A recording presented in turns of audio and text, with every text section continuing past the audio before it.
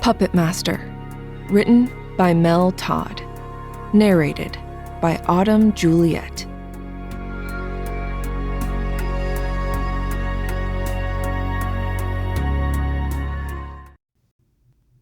The authors of Duo: Sarah Knopf, Jamie Davis, Kimbra Swain, N.A. Grotepas, Kat Healy, Scott Walker, Jen Mitchell, S.W. Clark, Mel Todd, Ben Zackheim. Introduction. The agents of Delta Underground Operatives have one critical mission: keep magic secret. Humans are not ready to know that the creatures from their dreams are real. They're even less prepared to fight the monsters from their nightmares. When the gods were killed, Alder Shaw, the sole surviving demi-god, established Duo to protect the status quo, solve the mystery of the gods' fates, and safeguard the puddle, the last reservoir of divine magic. Aided by twin witches, Maven and Moxie, Shaw paired up beings of magic who resonated with each other. In tandem with the puddle, these individuals now enjoy access to a second set of abilities, making them tough to beat. These beings are the agents of Duo. Following are the case files of Duo agents. Access restricted. File codename: PuppetMaster. Agents: Nyc and Stel. All information is for your eyes only. Chapter 1. Nyc. Yo, Nyc, we need you. Bobby's voice echoed through the warehouse. I pulled my attention from the card game we'd started to give us something to do. "'Kay." I stood up and tossed my hand in. We were playing cribbage, so it wasn't like it mattered. I raised my hand to the other players and walked toward Bobby. We were killing time in an empty warehouse while our boss, John Ironskin, finished a negotiation with a local she-lord. The lord had demanded to test our abilities in a neutral facility, not trusting that we would fight fair in our own gym. So far, he'd cycled through a bunch of the higher-level guards. I'd only been working for Ironskin Protection for a year, and this was my first chance to impress him. Until now, I'd only done low-level bodyguard jobs, mostly protecting starlets from over-enthusiastic fans. We were in a magic-protected building, so my glamour was off. A small magical tattoo on my inner low lip controlled my appearance. The tattoo, visible in any form if you knew where to look, could only be turned on or off by me touching my tongue to it and wanting it to activate or shut off. Here, I looked like me, all 6'9" of me, green skin, tusks, and muscles I'd worked hard to earn. My hair was in a tight horse braid that went down to the middle of my back. Having thick hair let me hide tools in it, but this was just going to be a simple fight. I stepped into the room and froze. Everything I'd thought this was vanished. John sat there dressed in a suit with the Lord by his side. It wasn't an arena like I'd expected, but a small dance studio. The she-lord, and it was impossible to mistake him for anything else, with his long silken white hair, fine features, elegant clothing, and contempt on his face, sneered down at me. The hair and features brought Stel, my duo partner, to my mind. We'd only had 2 jobs together, and he worked mostly in Georgia, while my job had me more often in L.A. Then the Lord spoke, and the illusion of him being anything like Stel shattered. "Really, John, this is one of your upcoming stars? It looks like it would break any toes it stepped on." Every word was laced with contempt, and my back stiffened. "Surely, Lord Bastille, you are not judging a book by its cover," John murmured, but I saw his hard eyes. Our boss didn't like anyone putting his employees down. "It is rather difficult not to. I mean, look at it," he exclaimed, as his long lavender nails flapped at me. "Do you even have gowns that would fit that? Glamour might change the appearance, but not the actual size or elegance. The muscle in John's jaw jumped. I will provide that as needed. I fought a smile. That meant Ironskin would charge him handsomely for anything we might wear, but this didn't make much sense. And for your information, her name is Nyc. He glared at the she, who just rolled his eyes at the correction. It didn't matter to me. Lots of clients were jerks, but this guy was pushing it. Nyc, would you pull on the glamour, please? I dipped my head in a nod, and by the time I raised it, my human look was there. Rich brown skin with an olive undertone instead of green-brown. Hair a bit lighter brown, and a body that looked like it had been sculpted from marble. In my line of work, having my glamour match my physical body was paramount. Oh, I suppose she isn't hard to look at. But can she dance and pass as a guest at a ball? He had perked up a tiny bit, but still looked unimpressed. I don't know. Can you, Nyc? I tilted my head. I didn't know how to dance, but I knew many katas, and I knew how to do them in heels and dress shoes. My teacher had been pragmatic about the fact that you can't always choose how you're dressed when trouble finds you. It meant I knew I could follow patterns without an issue. Maybe. I need a dance teacher, small talk subjects. My voice took Bastille by surprise. It tended to do that a lot. On my first assignment as a duo agent, I had my larynx crushed. When the healers restructured it, they left me with what could only be described as a sexy phone voice. It was just one more weapon in my arsenal, anything to throw people off. Maybe.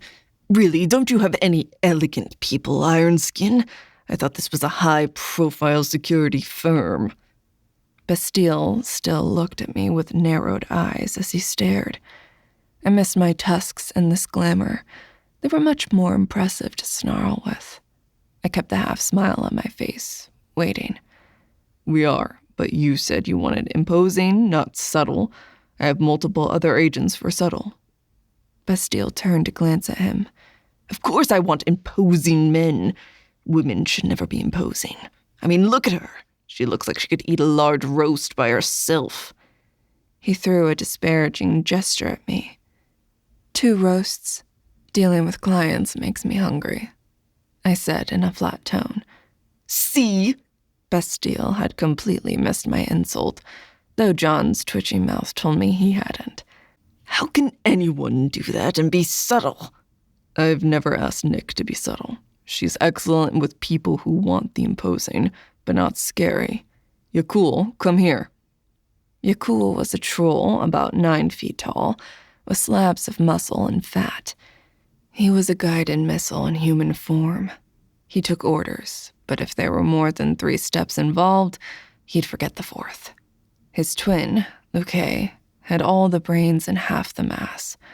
In his human glamour, he was over 7 feet, which gave him the excuse to duck coming in, and he had to turn sideways going through most doors. His skin was darker than my hair, with a shaved head and gold teeth like his real ones. The first time I'd met him, I had to lock my knees to make sure I didn't take a step back. He moved over to me, looming, still in his troll form. Yakul is terrifying. I've had attackers wet themselves by seeing him step out of the shadows. Bastille, decide what you want. Subtle and invisible, or imposing and blunt. Very few can be both, and not at the same time. John's voice was implacable. Bastille heaved a sigh, as if the weight of the world had been dropped on his shoulders. Fine. Could she fight? And could she drink from a champagne glass without breaking it? If Lord Bastille made it out of here without Ironskin strangling him, I'd be impressed with John's control. As it was, I wanted to say thanks, but not interested. But this was my chance. My chance to convince Ironskin I could handle a job that was more than escorting spoiled rich girls around. I did a lot of those, and usually, other than blocking tabloid reporters, They were boring and required almost zero skill. Nyc, can you drink from a champagne glass without breaking it? I can hold it. I don't drink on the job. My attempt to be blunt was ruined a bit by the sultry voice, but I didn't waver. You didn't ask if she could fight? Bastille protested, and John nailed him with a glare. She wouldn't be here if she couldn't. My people are very good at what they do. Now, are you done? Ugh, why are so many business people so uptight? Show me the rest. He sounded worse than most of the spoiled princesses I'd had to deal with. John gazed at me. His single eye would have been spitting lasers if it could. Stay in touch. I'll let you know. I nodded and headed out, keeping my glamour on. After that, I needed some carbs and protein. There was a food truck a few blocks down near a construction site. That would do. The walk, the act of moving, helped to pull out some of the stress. I'd gotten in line when my phone dinged. Just the sound made me freeze and jacked my heart rate up at the same time. The line shuffled forward without me as I pulled out my phone. Agent, report to HQ at once. There was nothing else, but I knew it meant another chance to test my skills and see Stel. My throat got tight as another text beeped coming in. Nyc, he wants you. Job starts in 2 weeks. I stared at it. My appetite completely gone. If I didn't go and work for Duo, I could forfeit my connections to Stel and the puddle. I couldn't have told you which one would have hurt more. I needed to see what my third tier could do in a real battle. I had to know. If I said no to John, I might lose my job. There really wasn't a choice. I typed out my reply. Iron Skin, another job came in. Is priority. Let you know when done. My eyes locked on the phone, waiting for the response. It took too long, but I had only taken 2 deep breaths. Understood. Status inactive. If you get back in time, call. That word, inactive, felt like a dagger to the chest, but it was correct. I wasn't available, even if inactive usually meant dead or pregnant. I didn't plan on being either of those anytime soon. Without conscious thought, I spun and headed toward my bike.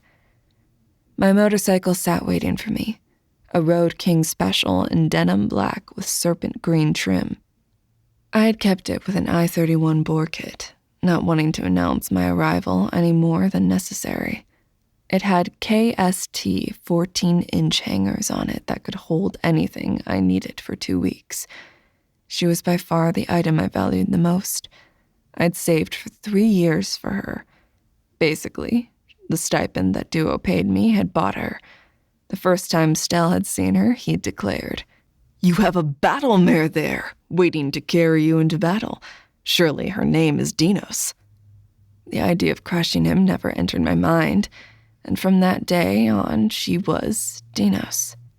I texted Stel as I straddled her. They called us. You coming? I slipped the phone into its case, pulled on my helmet, and started up 5-finger death punch. The drive to CLS from LA was about 11 hours with stops. With Dinos, I could do it in 8. One of her enhancements prevented radar from seeing her. I smiled as I pulled out onto I-15 and opened her up. A cruise up to Salt Lake City would be good for both of us. Besides, Stel was waiting. Chapter 2. Stel. The annoying cellular device kept making raucous noise at me, but I ignored it. I had to figure out how to create the horde of animatronic devices. Transfiguration was a skill that required detail, power, and complete understanding of exactly what you were trying to replicate. My eyes narrowed as I focused on the gears of the small robot. It was for a medium-budget picture, and my company had been contracted to make them. It wasn't copying them that was hard. It was making them function correctly. I'd already torn one apart piece by piece as I determined how it worked, and I was so close to almost having it. I popped a butterscotch in my mouth as I worked. Sugar kept me moving. Using magic drained me. Ride of the Valkyries blared from my phone, and I dropped everything, spinning to grab it. That song was linked to any manner of communication that Nyc might choose. Social media, texting, voice. That sound rode my dreams as I wasted my life wanting her to see me as I broke off. Exploring the inner motivation of my actions was a sure way to a breakdown. Her text radiated at me from the screen. They called us. I backed out and read the texts I'd been ignoring. HQ immediately? Oh, that might be a bit complicated. I looked at the functional model in my hand and the model I was still transfiguring. Work had provided me with all the materials, but I couldn't get them created yet. I'd figured another 10 to 12 hours of work, if not 2 days. Indecision froze me as I looked between my phone and the job. Stel? Of course, I'll be there, my partner. I will see you there. The words were typed out without any conscious thought. We lived so far away, and our 2 missions prior had been short and easy. We texted occasionally, but I could have talked to Nyc nightly, and it still wouldn't be enough. I would not risk her finding someone better, taller, stronger. The model glared at me, and I glared back. There wasn't any way to learn the inner mechanisms faster to get it done. It physically hurt to dial my phone. Yes, Stel, what can I do for you? Lisa Stapleton answered, her voice calm and cool. I worked for one of the few special effects shops in LA that knew about magic, hence my ability to duplicate items needed for films. Transfiguration mages were rare, but not that rare. If I didn't play this with grace and finesse, I would lose the job I'd finally earned after a year of trying. While Effects Incorporated was magic, they were not affiliated with Duo. If they were aware of it, they were unaware of my affiliation with it, and needed to stay that way. Lisa, I regret to inform you that an unexpected emergency has arisen that requires my immediate attention. While I have achieved a modicum of success on the models, I will need, at the very least, another week of work to fully understand all the intricacies of them, and then duplicate them. What is the absolute deadline for these animatronics? She sighed, and I could hear the rapid clicking of keys. In 2 weeks? How long will your emergency require? At this time, I am unsure. I will endeavor to ensure these are done. I will take one of the prototypes with me and continue to study it. I could hear her start to splutter on the other end. Yes, I know these are covered by a non-disclosure agreement, but I am positive that no one I might be interacting with shall have any interest in them. Fine. Get them done. Otherwise, don't plan on having a job afterward. Let me know. She hung up before I could respond, and I sighed. Another 48 hours, and I would have them memorized. Why did they need to have such intricate articulations? I placed the prototype pieces in a bag that would protect them, as well as tools to put them back together. Then next was some material to create them. While I could use anything, the amount of energy needed was much less if I could use something very close to what they were constructed of.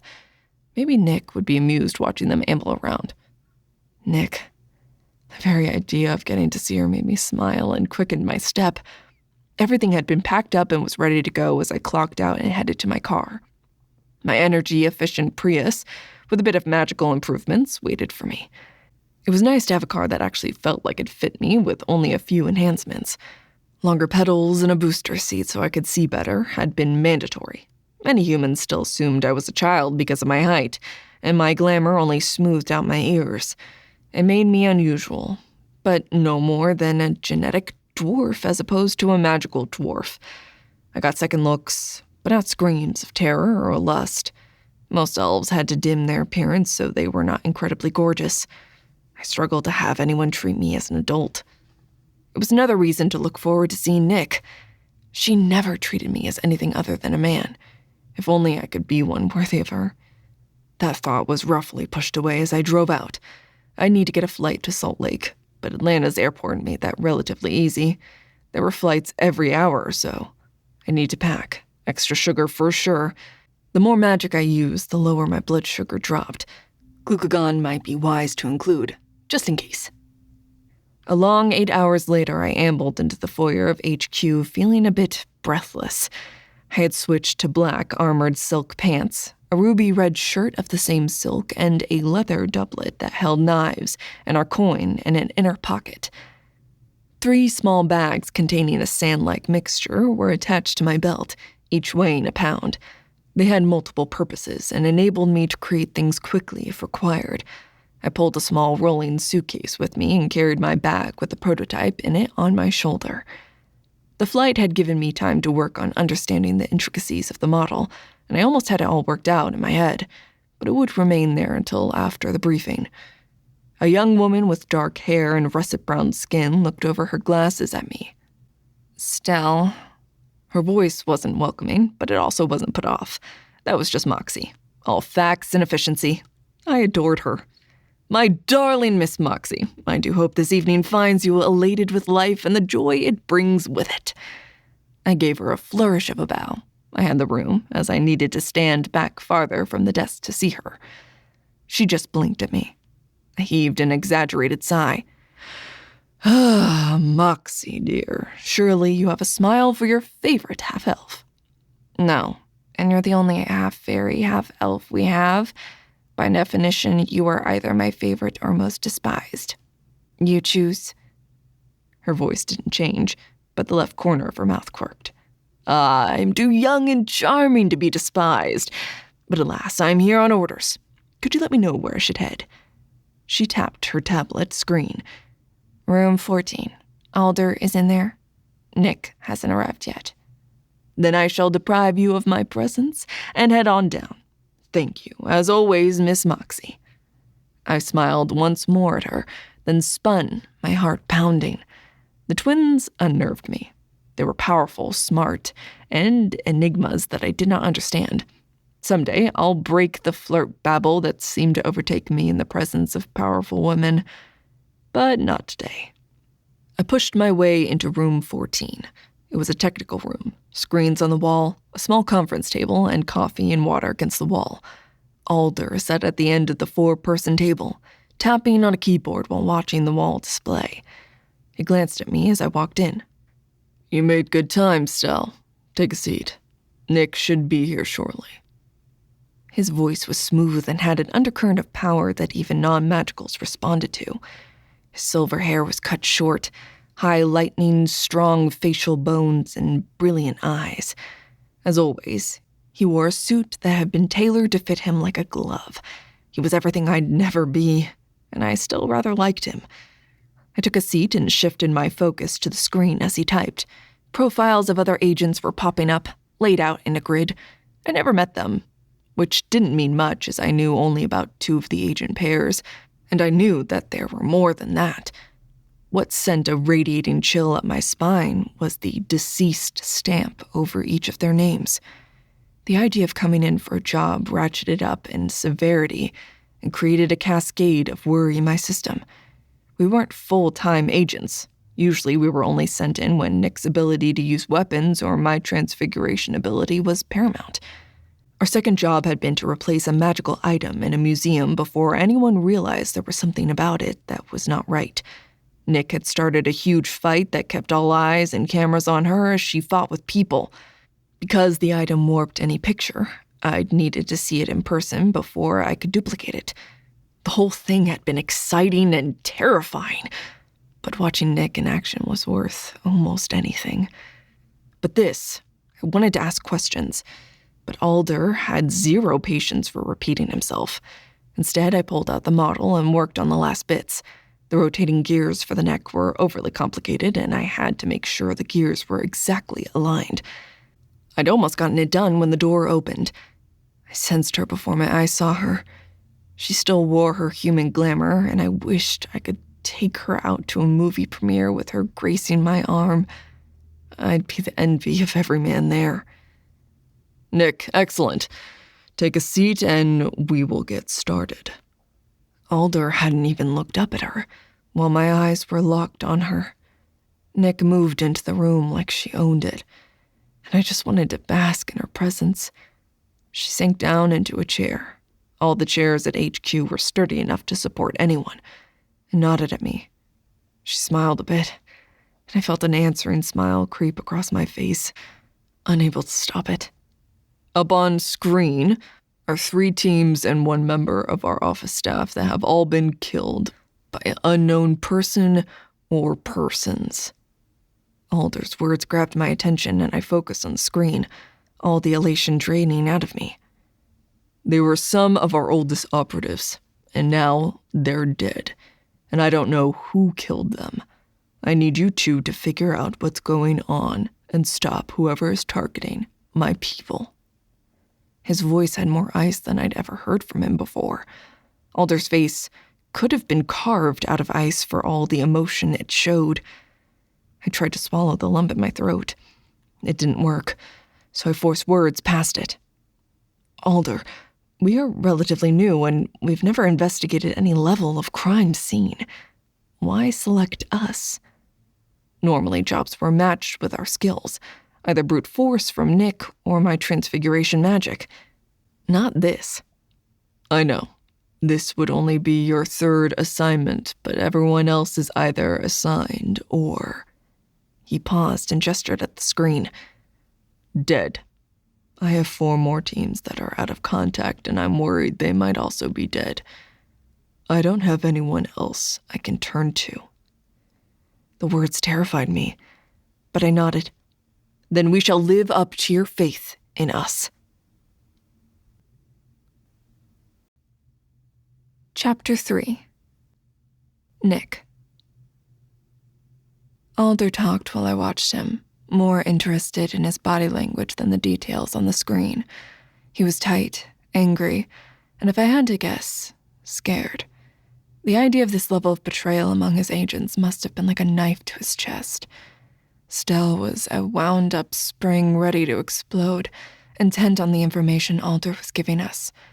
I knew he'd capture all of it. I absorb action better than words. This killer or killers knows about us and had been taunting us, me specifically. Another image appeared, and the taunting was clear. They will die cold and alone, then you, Moxie Maven, and I will shatter the puddle when I've frozen you out. It wasn't signed or addressed to anyone, but there was no doubt it was directed to Alder. Any connections? I asked.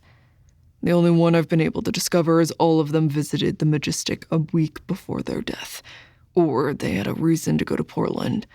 One set lived there, another passed through there after a case. The 3rd was vacationing there. What concerns me is there have been 3 incidents in the Portland-Vancouver area that would cause me to send agents there. I think I've been baited, but I can't tell. If there are real breaches in our security, I must address it. If they're traps... He sighed and looked at Stel, then at me. If it is a trap, your 3rd level magic makes you almost invincible. I know this isn't your area, but I need you to go investigate. Shake the trees and act as bait. That made sense. It was also something I could do. Understood. There wasn't much more to say. I glanced down at my arms. I had my various weapons all there for me if I needed them with Stel. When we'd understood exactly how Stel and I were connected, I found a magic tattoo artist and had been adding to them. Getting it done that way allowed me to be easily erased if I found a better weapon. But so far, nothing sang to me as much as this Vihander. I'll provide what information I can, and I've arranged for 2 rooms at the Majestic, but you know the rules. I nodded, seeing the same motion from Stel out of the corner of my eye. The Majestic was accessible from anywhere and had a no-violence clause, but whatever door you entered by was the door you left by, which meant we needed to get to Portland. I'll drive. It made more sense. It let me bring Dinos and gave us mobility around the city. I'll ride with her, Stel said. Out of the corner of my eye, I could see him. His face was serious, but he vibrated with excitement. Alder looked at both of us. Are you sure? It is a long ride, at least 2 days. You could get a flight out of here easy enough. I shook my head. More flexibility driving, and only a day. Nyc is correct. It will have the added advantage of letting us learn to work together as a team again, something we haven't done much of. It is an excellent solution, and if this person or persons is on a killing streak that hits before we get there, it is unlikely we would have been able to apprehend that person regardless. Stel always had my back. It was nice to know. Very well. You know how to contact us. Maven or Moxie will be available for anything you might require on this mission. Let her know if you need anything or find anything. I've sent all relevant files and what information I have to your phones. I nodded and checked my phone. The data was there. So now there was just the time it would take to get there and Stel. We'd done 2 missions together. None longer than a day. It had been 6 months since our last one. I'd always known that with her specific skill set, Duo wouldn't have regular use for us. We weren't versatile enough. But getting a stipend and a chance to perform magic in a way we'd never be able to alone made it worth it. Do you need anything? I peered down at Stel, once again stunned at how elegant and delicate he was. I'm sure your presence could support me through anything, but it would be nice if we had enough room for my belongings. He pointed to a small suitcase. I nodded. Yes, I do. I had no idea what else to say, so I turned and walked out. A moment later, the sound of wheels and the light, quick steps of his stride came up behind me. This will be a delightful experience. I've never ridden on a motorcycle before, though I have longed to, especially your war mare. Plus, the chance to sleep out under the stars. I haven't done that since I was a child. I blinked at him. I'd rather planned on stopping at a motel along the way. SLC to Portland wasn't that long of a drive. At normal speeds with minimal rest stops, it was only about 14 hours. At the speed my bike could go, it was closer to 10. But if you wanted stars, I could do that. Okay. My saddlebags were pretty big, and I could lash his suitcase to the luggage rack, but I didn't have a tent or sleeping bag. Need to get stuff. Meet me in the lobby. I turned and moved away before he could respond. He wanted to go camping. I'd figure out how to make that work. I headed for Maven. She tended to be anywhere except her desk, so I stuck my head in the break room first. Sure enough, there she was with books and a tablet spread out around her. She had headphones on, but I could hear rock music at what must have been uncomfortable levels, at least for orc hearing. I put my hand down in front of her. Maven's head jerked up and she stared at me, blinking for a moment. Then a smile split her face. Nyc, that glamour really suits you. What's up? I need 2 sleeping bags and a tarp, please. I had rope and a blanket. My hangers were a bit larger than they seemed. Absolutely. She popped up, one hand snacking the energy drink next to her. Ooh, camping with Stel. Sure you don't need anything else? She wiggled her eyebrows at me, and I felt my face flush.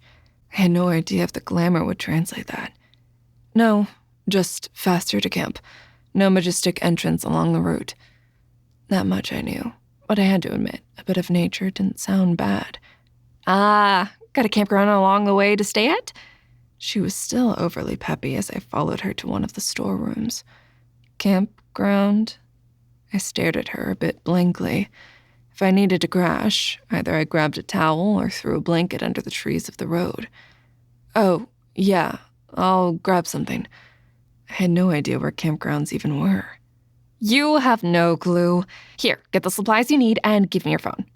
She waved at the storage room. It had supplies up to the ceilings. If anything, it looked like a survivalist's dream storage. There were food supplies, camping, tools, water, even piles of clothes. Expecting Armageddon? Never hurts to be prepared. Grab what you need. She didn't even look up from the phone as she tapped rapidly and seemed to swap something from her phone to mine. This agency held more secrets than I cared to unravel. Discovering them would be deadly. I grabbed a pup tent for Stel, 2 sleeping bags, a large tarp, and 2 blankets. Duo bought high-quality equipment, meaning they were very compact. They would all fit in my carriers, but it would be tight. I was about to say done, but I spied 2 thermoses and I grabbed them. Having coffee for the road would make life more pleasant. Got everything?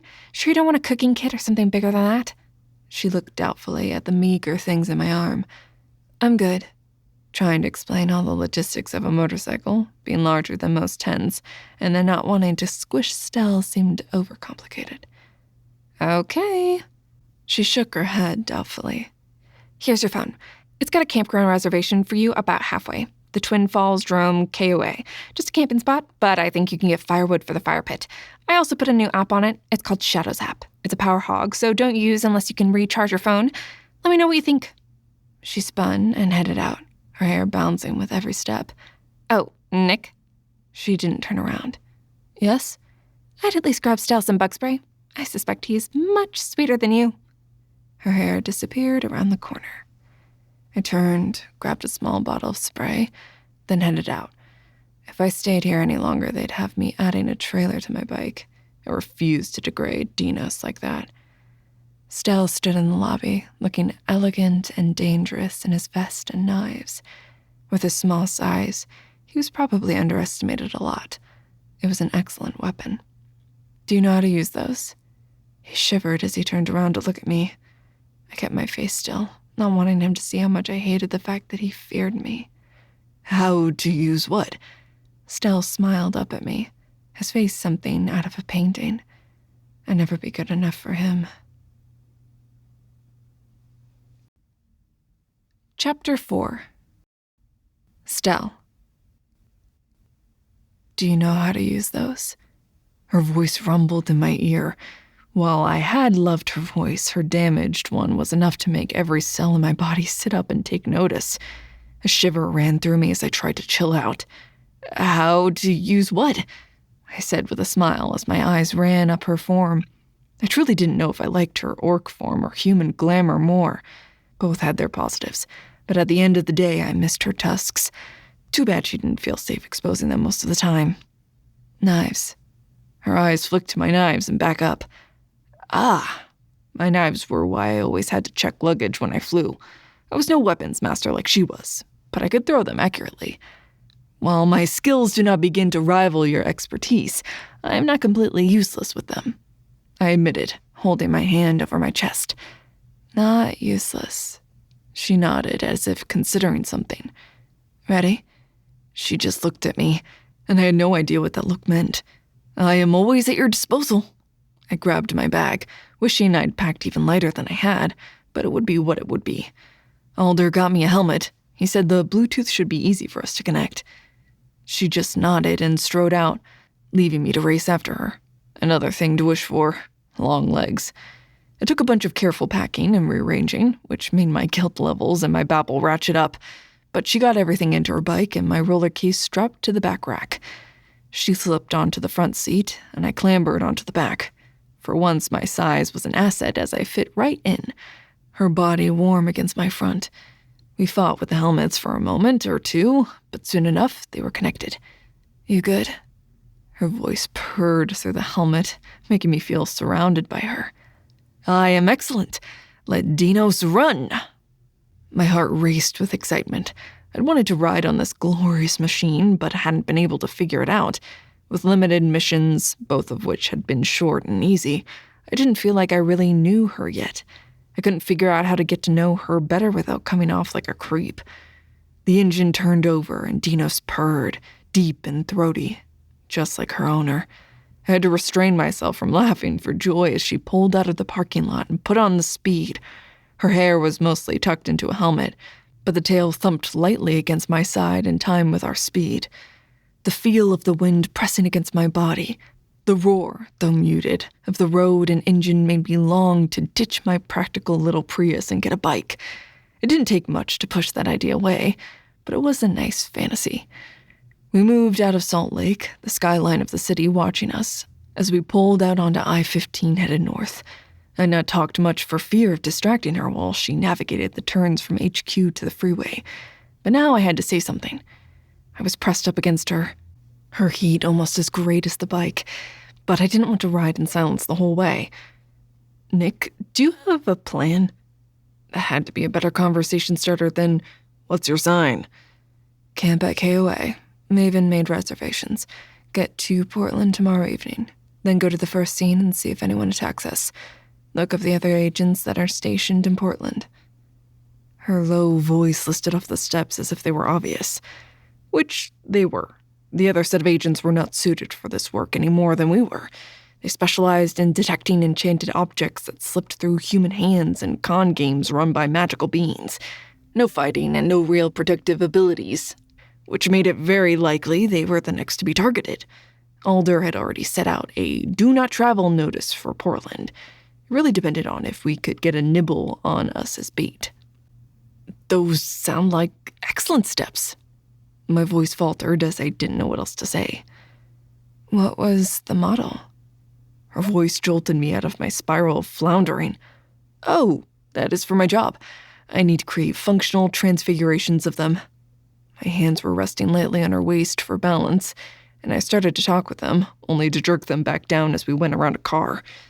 I don't understand. You sure you want to listen to me explain my job and my magic? Yes. Her voice was sure and strong, and my heart leapt. We spent the next 2 hours flying up I-15, then to I-84, passing cars with ease, and I told her about my job, how complicated transfiguration was, and that it wasn't just making something that looked the same, it had to be the same at every level. To my everlasting delight, she asked the occasional question, showing she was listening. Nyc listening to me. I felt giddy. Riding behind her and feeling her warmth on the motorcycle felt like every daydream I've ever had coming true. It didn't last as long as I would have liked. Hungry? She asked, her voice echoing in the helmet. I blinked. All my senses had been on us and the drive. It didn't occur to me to think about hunger levels. Yes, I believe so. The motorcycle moved over several lanes in a smooth move I would have never attempted. It's getting dark. Take out and eat at the campsite? That would be a delightful way to end the day. 20 minutes later, we had sub sandwiches. Well, I had a sub, she had 3, along with drinks and snacks. Then we headed to the campground. Pulling in the sound of other bikes drowned out her motorcycle and made me realize just how quiet Dinos was. Heads turned as we pulled in and people stood up. Nyc didn't seem to pay attention, but her body stiffened, and I pulled back, worried I might hamper her movements. She slowed down, and we continued our way to the space Maven had reserved. It was cordoned off area with a fire pit, picnic table, and a clear space for a tent, and a place to park. She shut off the engine, and we sat there for a moment, the surrounding area alive with people. It was a gorgeous area with waterfalls in the distance, lush trees, and what should have been fresh air and the sound of rustling leaves and rushing water. Instead, the overwhelming scent of exhaust fumes coated my mouth with soot, and revving engines shattered any chance of a harmonizing stay. At least it will feel like we are still residing in the city with all this activity. I tried to put on a bright face, even if I had the horrible desire to stamp my feet in frustration. She flashed a quick grin. True. Let me set us up, then eat? I would have offered to help. I was eager to, actually, but I had no idea how to set up anything. So instead, I laid out the food we had grabbed. It wasn't much, but I could make the food look appetizing, though at this point I was hungry enough that even an energy bar would have looked good. I looked up. Nyc had snapped the tent out and laid out a sleeping bag and a blanket in it. Next to it, she laid out a tarp, a sleeping bag, and a blanket. Wait, what? I don't want a tent if you aren't going to get one. I felt like someone had just offered to let me sleep on their bed while they slept on the floor. Nyc laughed, a low, rough chuckle that sent a shiver up my spine. Her smile dropped away. Too big for a tent. Small enough to pack. That is not a... I broke off as a sharp pain stabbed my arm, and I slapped it in a reflexive action. I pulled back my hand to see the crushed remains of a mosquito smeared across my arm. By the goddess! I hissed. Another flying bloodsucker landed on my exposed hand. It died violently. You might want this. A bottle of bug spray came flying at me, and I caught it. Yes, by the moon, thank you. I sprayed myself liberally, even as both of our noses wrinkled. Eucalyptus wasn't the best scent when it was this overpowering. I did make sure to move away from the food first. Nyc sat down at the table, and I groaned a bit. I settled across from her, trying to think of something to get that smile back. Nothing came to mind. I bit back a sigh. This was my partner. I needed to know her. I wanted to know her, but she didn't let anyone close, and I couldn't figure out how to do that. With a sigh, I picked up half of my sandwich and sank my teeth into the overly soft bread. Even the bread was against me. It was mushy and bland. I chewed and swallowed, my mind still more on the gulf between us. Hello, hot stuff. I'm sure I can do more for you than this midget. The voice was rough, with a southern accent and a twang that added a tinge of a threat to it. My eyes latched onto Nyc, who had gone perfectly still, both hands flat on the table. No. Her voice was flat and harder than I'd ever heard it. The sexy throatiness sounded like the growl of a dangerous beast. Her eyes were locked on something right behind me. With a casualness I didn't feel, I turned on the bench until I was straddling it. Standing behind me were 3 men, well, at least 2 feet taller than me and at least 100 pounds heavier. Where they didn't have muscles, they had layers of hard fat sheathed in leather and tattoos. Don't be like that. I promise that my dick is longer than anything he's got. A huge white man, his bald head all but glowing as the setting sun reflected off of it, stepped forward, smiling, revealing at least 2 missing teeth. No, Nyc said again in her flat growl, but I saw her hand moving over to the top of her arm. My eyes widened as I stared at her. Surely she wouldn't pull a sword on them. We could get in massive trouble if we exposed magic to normals. Ah, baby, trust me. We can do things to you this dwarf would never be able to do. The words were whispered sweetly, but the undertone made my stomach churn. Nyc looked at me and smiled. It wasn't a nice smile. You're probably right. Tell you what, you beat me in arm wrestling, and I'm all yours. She relaxed backwards, that same dangerous smile on her lips. I didn't know if I wanted to weep in relief or horror at the idea that my presence had brought this on. But what should I do? My mouth took over. Do I get to watch? I mean, if one of you gentlemen win, I can always hold the camera. But then if you lose, what do we get? It should be a fair wager, right? My smile felt manic, but I didn't care. There were so many things I could do to them. If they were dead, no one would ever know. Chapter 5. Nyc. I shifted my attention to Stel for a brief second. What was he thinking? I scanned the 3 men standing in the little camp area. Men catcalled me sometimes, but after I lifted them up and said no very firmly in their face, it stopped. Here I was sitting, and they thought Stel was weak. Part of me wanted him to kill them. Transfiguring brains into jello killed very quickly. But leaving dead bodies behind us might be a bad idea. All of them were big, at least 6 feet, but none were in good shape.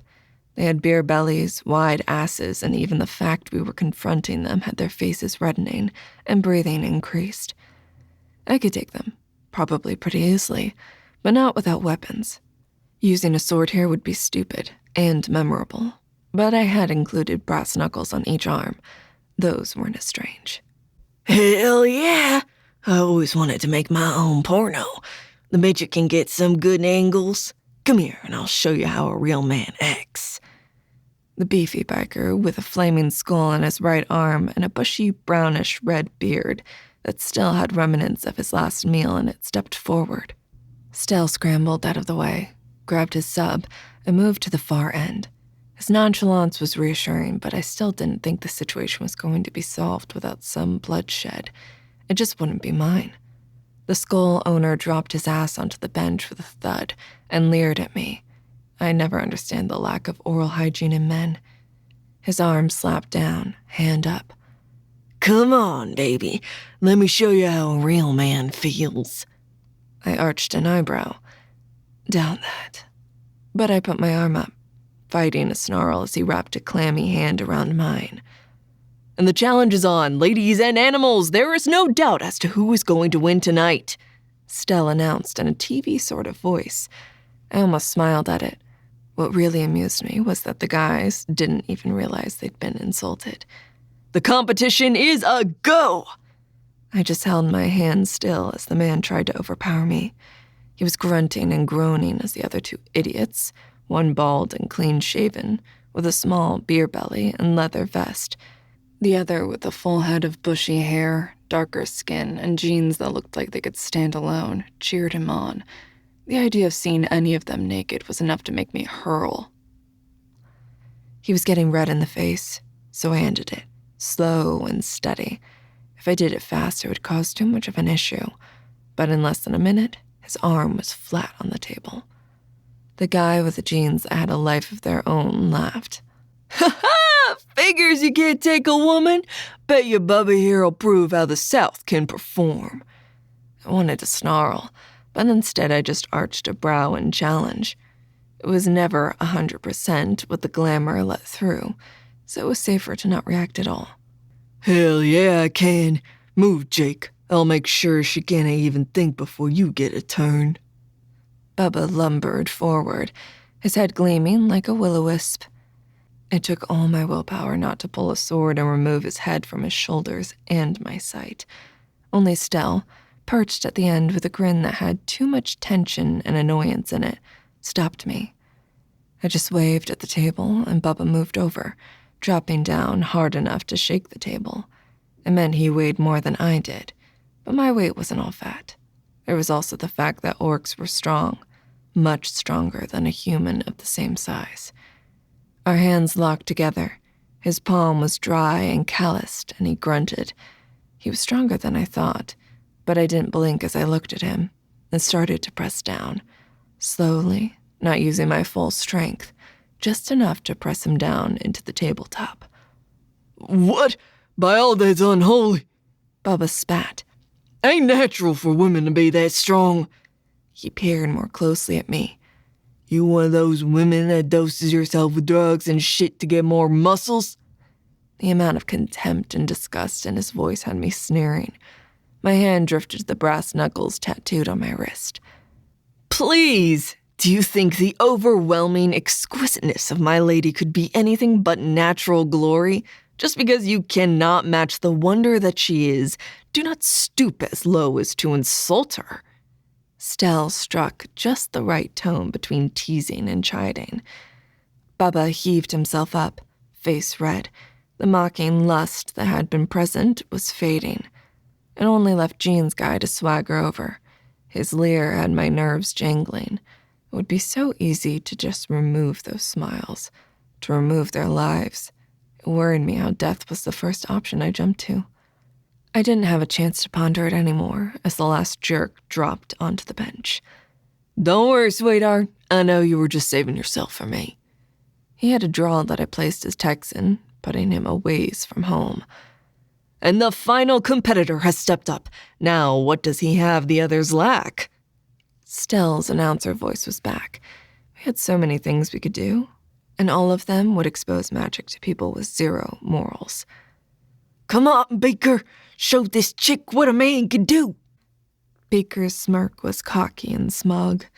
I looked forward to wiping it off his face. Our hands locked, his dry and cool, with strong fingers. For a minute, I wanted to drop my glamour and show him what he really was dealing with. Instead, I just smiled, showing all my teeth. In my mind, my tusks were showing. Human teeth sucked. "And the contest is on! Shall the fair beauty win or the beast?" Stel made me want to laugh.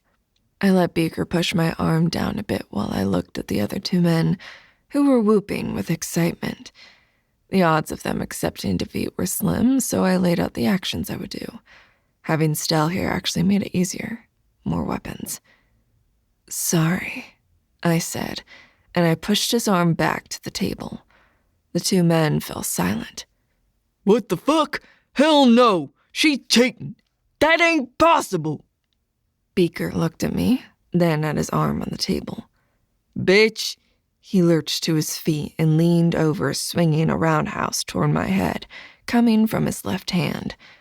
I clamped the seat tight between my calves and my thighs as I released his hand and leaned all the way back, my braid touching the ground. I brought my hands up over my head, brushing them together to pull the brass knuckles off my wrists.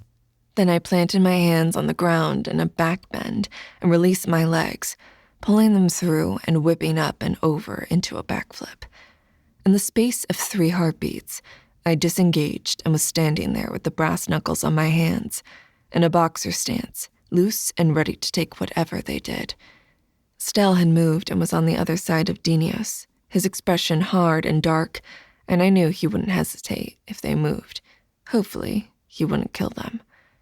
The men just stared at me, mouths open. Breaker rose up from the picnic table, his expression going from astonishment to a sneer. Fuck this. No bitch is gonna show me like that. Come on, just put these freaks in their place. He rushed at me, and I almost sighed. Working with iron skin protection had raised the level of what I expected in a fighter, and he was nowhere near that level. I leaned back and tripped him as he rushed by. With a surprised shout, he fell to the ground, gravel eating his arms. Get her! Both of them rushed me at the same time. Then one of them tripped, his feet sticking just for a second to the ground. He pitched forward, landing heavily, while Bubba continued after me. I saw Stel come out from around the bench and deliver a sharp kick to the temple. The man slumped to the ground, out or dead. Bubba's fist caught me in the stomach. I looked at him and he looked at his hand. What the fuck? Do you eat iron? No. I rabbit punched him in the jaw and he went down with a groan. Turning, I checked out the situation. Breaker was trying to rise up from the ground while the other two were both unconscious. I moved over and crouched down beside Breaker. Tell you what, take off, and maybe I won't report an attempted assault to the police. Or worse, I'll release the video of me kicking your ass. He groaned and staggered upright, staring at both of us. A few minutes later, after getting Bubba up, they both dragged Jake out of there. I looked at Stel. What did you do? His grin made him look like an evil spirit. I transfigured the ground into quicksand just enough to make him fall. Then I kicked him. I'm not totally useless. He dug in his pocket and pulled out a candy bar. Need fuel? I never thought you were, I responded, then looked around. You realize we need to leave? Chapter 6. Stel. The setting sun had almost slipped below the horizon, leaving the world coated in a glow of orange. I'm well aware of the fact that we will be forced to vacate these premises, though I am regretting not being able to sleep beneath the stars with you as my guide, I replied, pointing up to the heavens, where the first stars were bullying their way past the light of the sun. Rain check? Her voice had a tinge of sadness in it. I would be delighted, but until then, can we linger long enough to eat? I cast a longing glance at the chips and my uneaten sandwich. She took a long look around as her head tilted, listening to the world around us. Yes. She settled back down and picked up one of her 2 subs, one a meatball drenched in sauce and the other an Italian with double meat. I joined her, though I spent more time listening to my surroundings than paying attention to what I was eating. It filled the hole in my belly, but the taste was unremarkable and did not register either way. You finish. I'll pack up. Her voice pulled me away from the almost hyper-focus, and I saw to my everlasting chagrin she'd eaten, leaving a soda and some chips for me. Ah, yes, it does work better on the inside, does it not? I ate with rapid haste as I watched her dismantle our little campsite with the same efficiency she'd exhibited setting it up. In 15 minutes, we were headed out, the spark gone from our little jaunt. Can you handle a long ride? We are about 5 hours from Portland with the speeds Dinos can do. She gave me a long look. It was enough I didn't just answer her with a yes. That would put us arriving about 2 a.m., if you figure a few stops to relieve our bodies. She nodded. I shall persevere, though I warn you, my first act when we check into the Majestic may be upgrading to a room with a jacuzzi tub and soaking. Even just from the few hours on the bike, my legs and body ached. I'd been looking forward to sleeping. Riding was more difficult than I had anticipated. Good idea. I copy that. She walked over and pulled her helmet on. I climbed on behind her, settling in and holding on as she turned over the engine. Stel? Yes? I hated not being able to see her, but having her voice wrap around my body almost made up for it. Thanks for having my back. I saw what you did. Good job. She hit the motor, revving it up and pulling out before I could respond, the noise covering any immediate response. Instead, I settled back, glad for the helmet hiding my grin. She understood my attempts to diffuse and distract in difficult situations. Most just got annoyed, but I would have killed them if I had to, and she knew it. A warmth settled into my soul at the knowledge that she trusted me with protecting her. No compliment had ever felt so good. A buzzing rang in my helmet, startling me. It's Alder. Nyc's voice was clipped, and it was all the warning I had. A second rang and she picked up. Yes? What is your ETA? His rich voice had a note of anger I'd never heard before. It surprised me. 5+ hours? I need more fast travel options. This was said in a low mutter, almost like he was talking to himself. The next second, his voice was louder and directed. There's been another attack, this time in Seattle. It was 4 blocks from the Majestic door. Another note was left. Whoever this is doesn't seem to be aware of your orders, but I am being taunted. What did it say this time? I had my eyes closed, imagining the scene. Alder's expression, the note, everything to try to put myself in the right headspace. 1 more buried, they'll all die. Even the janitor, and you'll understand being frozen with fear. His voice snapped off with a snarl that reminded me Alder was dangerous, even though he usually looked like a businessman. Were these agents? I knew I was taking the lead, but Nyc was busy driving, and with full dark, it was better for her attention to be on the road. No, one of the secretaries that worked in records. She was going up to see her parents. Got in last night and was staying at the Majestic as her parents don't have any spare room. Each word was ice that ran down my spine and threatened to shatter if I didn't resolve it. Can you go over how each set was killed? I don't think you mentioned it. Riding with my eyes closed, the traffic and wind rushing around me, and Nyc's heat and strength in front, set my mind free. It was like figuring out what and how to transfigure something. It created a meditative feeling in me that had the risk of becoming addictive. First set, agents, 1 killed by a knife in the heart, his partner by a slit throat. I made a mental note that both were killed by physical violence. Second set, agents, both suffocated per the autopsy, but no signs of being restricted from breathing or foreign particles in their lungs. As if prepping a movie set for filming, I created the diorama in my head, needing more details than what I currently had. This one, Emily, was killed with a rope around the neck, strangled. Interesting, I murmured. What is? Alder snapped. I felt my eyebrows raise of their own accord. If magic is being used to kill them, this individual's not doing it neatly, I said. I could kill someone in such a way that you'd never figure it out. I know you could, so could Moxie or any other of your agents. Simple, quiet, and you'd almost think they had died of natural causes. All of these are violent acts in your face. Why? Why not the same way each time? Alder was silent on the other end of the line. Do those deaths mean anything to you? I asked. No. Not that I can think of, but I've been at this a while. His voice was distracted as he thought. I'm going to assume no loved one was killed like that, I said, trying to work my mind around this. Not that I know of. This time I fell silent. I had no idea how to address this or his anger, so I didn't. We are headed there. I have the information, and I'll read through it at the hotel. This is all we can do. A growl was followed by a sigh. I know. And thank you. I'll try to get you back up as soon as anyone else frees up. But they're working cases that could blow up in their faces. This, while painful, only puts us at risk. Understood. We'll let you know.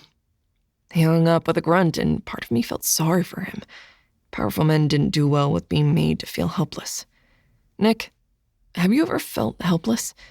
I asked, trying to wrap my mind around someone so powerful ever feeling that way. Yes, often. Her voice was flat, but Dinios rumbled a bit louder as her speed increased. I felt like someone had slapped me. The shock was that visceral. Part of my psyche had expected her to laugh and say, never. But it helped me figure this out. If you end up feeling helpless now, how do you react? She didn't say anything, and I started to fear I'd overstepped my bounds. Why? The word was whispered in my ear. Because I don't see Alder as someone who is good at being helpless. He's strong, powerful, and always in control. I'm trying to gauge how he's going to react.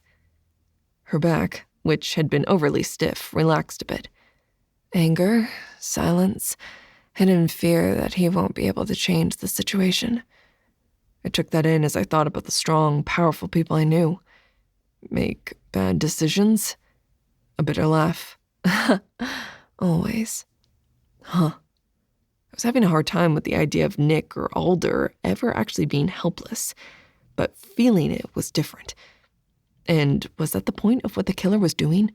To make Alder feel like everything he had built was falling apart? You don't feel helpless? Nyc asked. It took me 2 miles to realize the question was directed at me, and I started laughing. I stopped when I felt her confusion. Nyc, I'm always helpless. I keep my magic on a hair trigger. I carry knives on me at all times, not only as an obvious means of protection, but so if I am required to utilize my magic, I have the knife as a convenient backup. Most people are physically more impressive than I am. While my magic can level the playing field, it isn't something I can use to make people respect me. At least not in the human world, where most of us reside. I'm the butt of most jokes, and I have to pretend like it doesn't bother me. I am always vulnerable. I bit my tongue to stop the torrent of words. I didn't realize. You seem so confident. I preened a bit, but it didn't last. That is because you learn to be an excellent actor when you are as small as I am. We both fell in silence.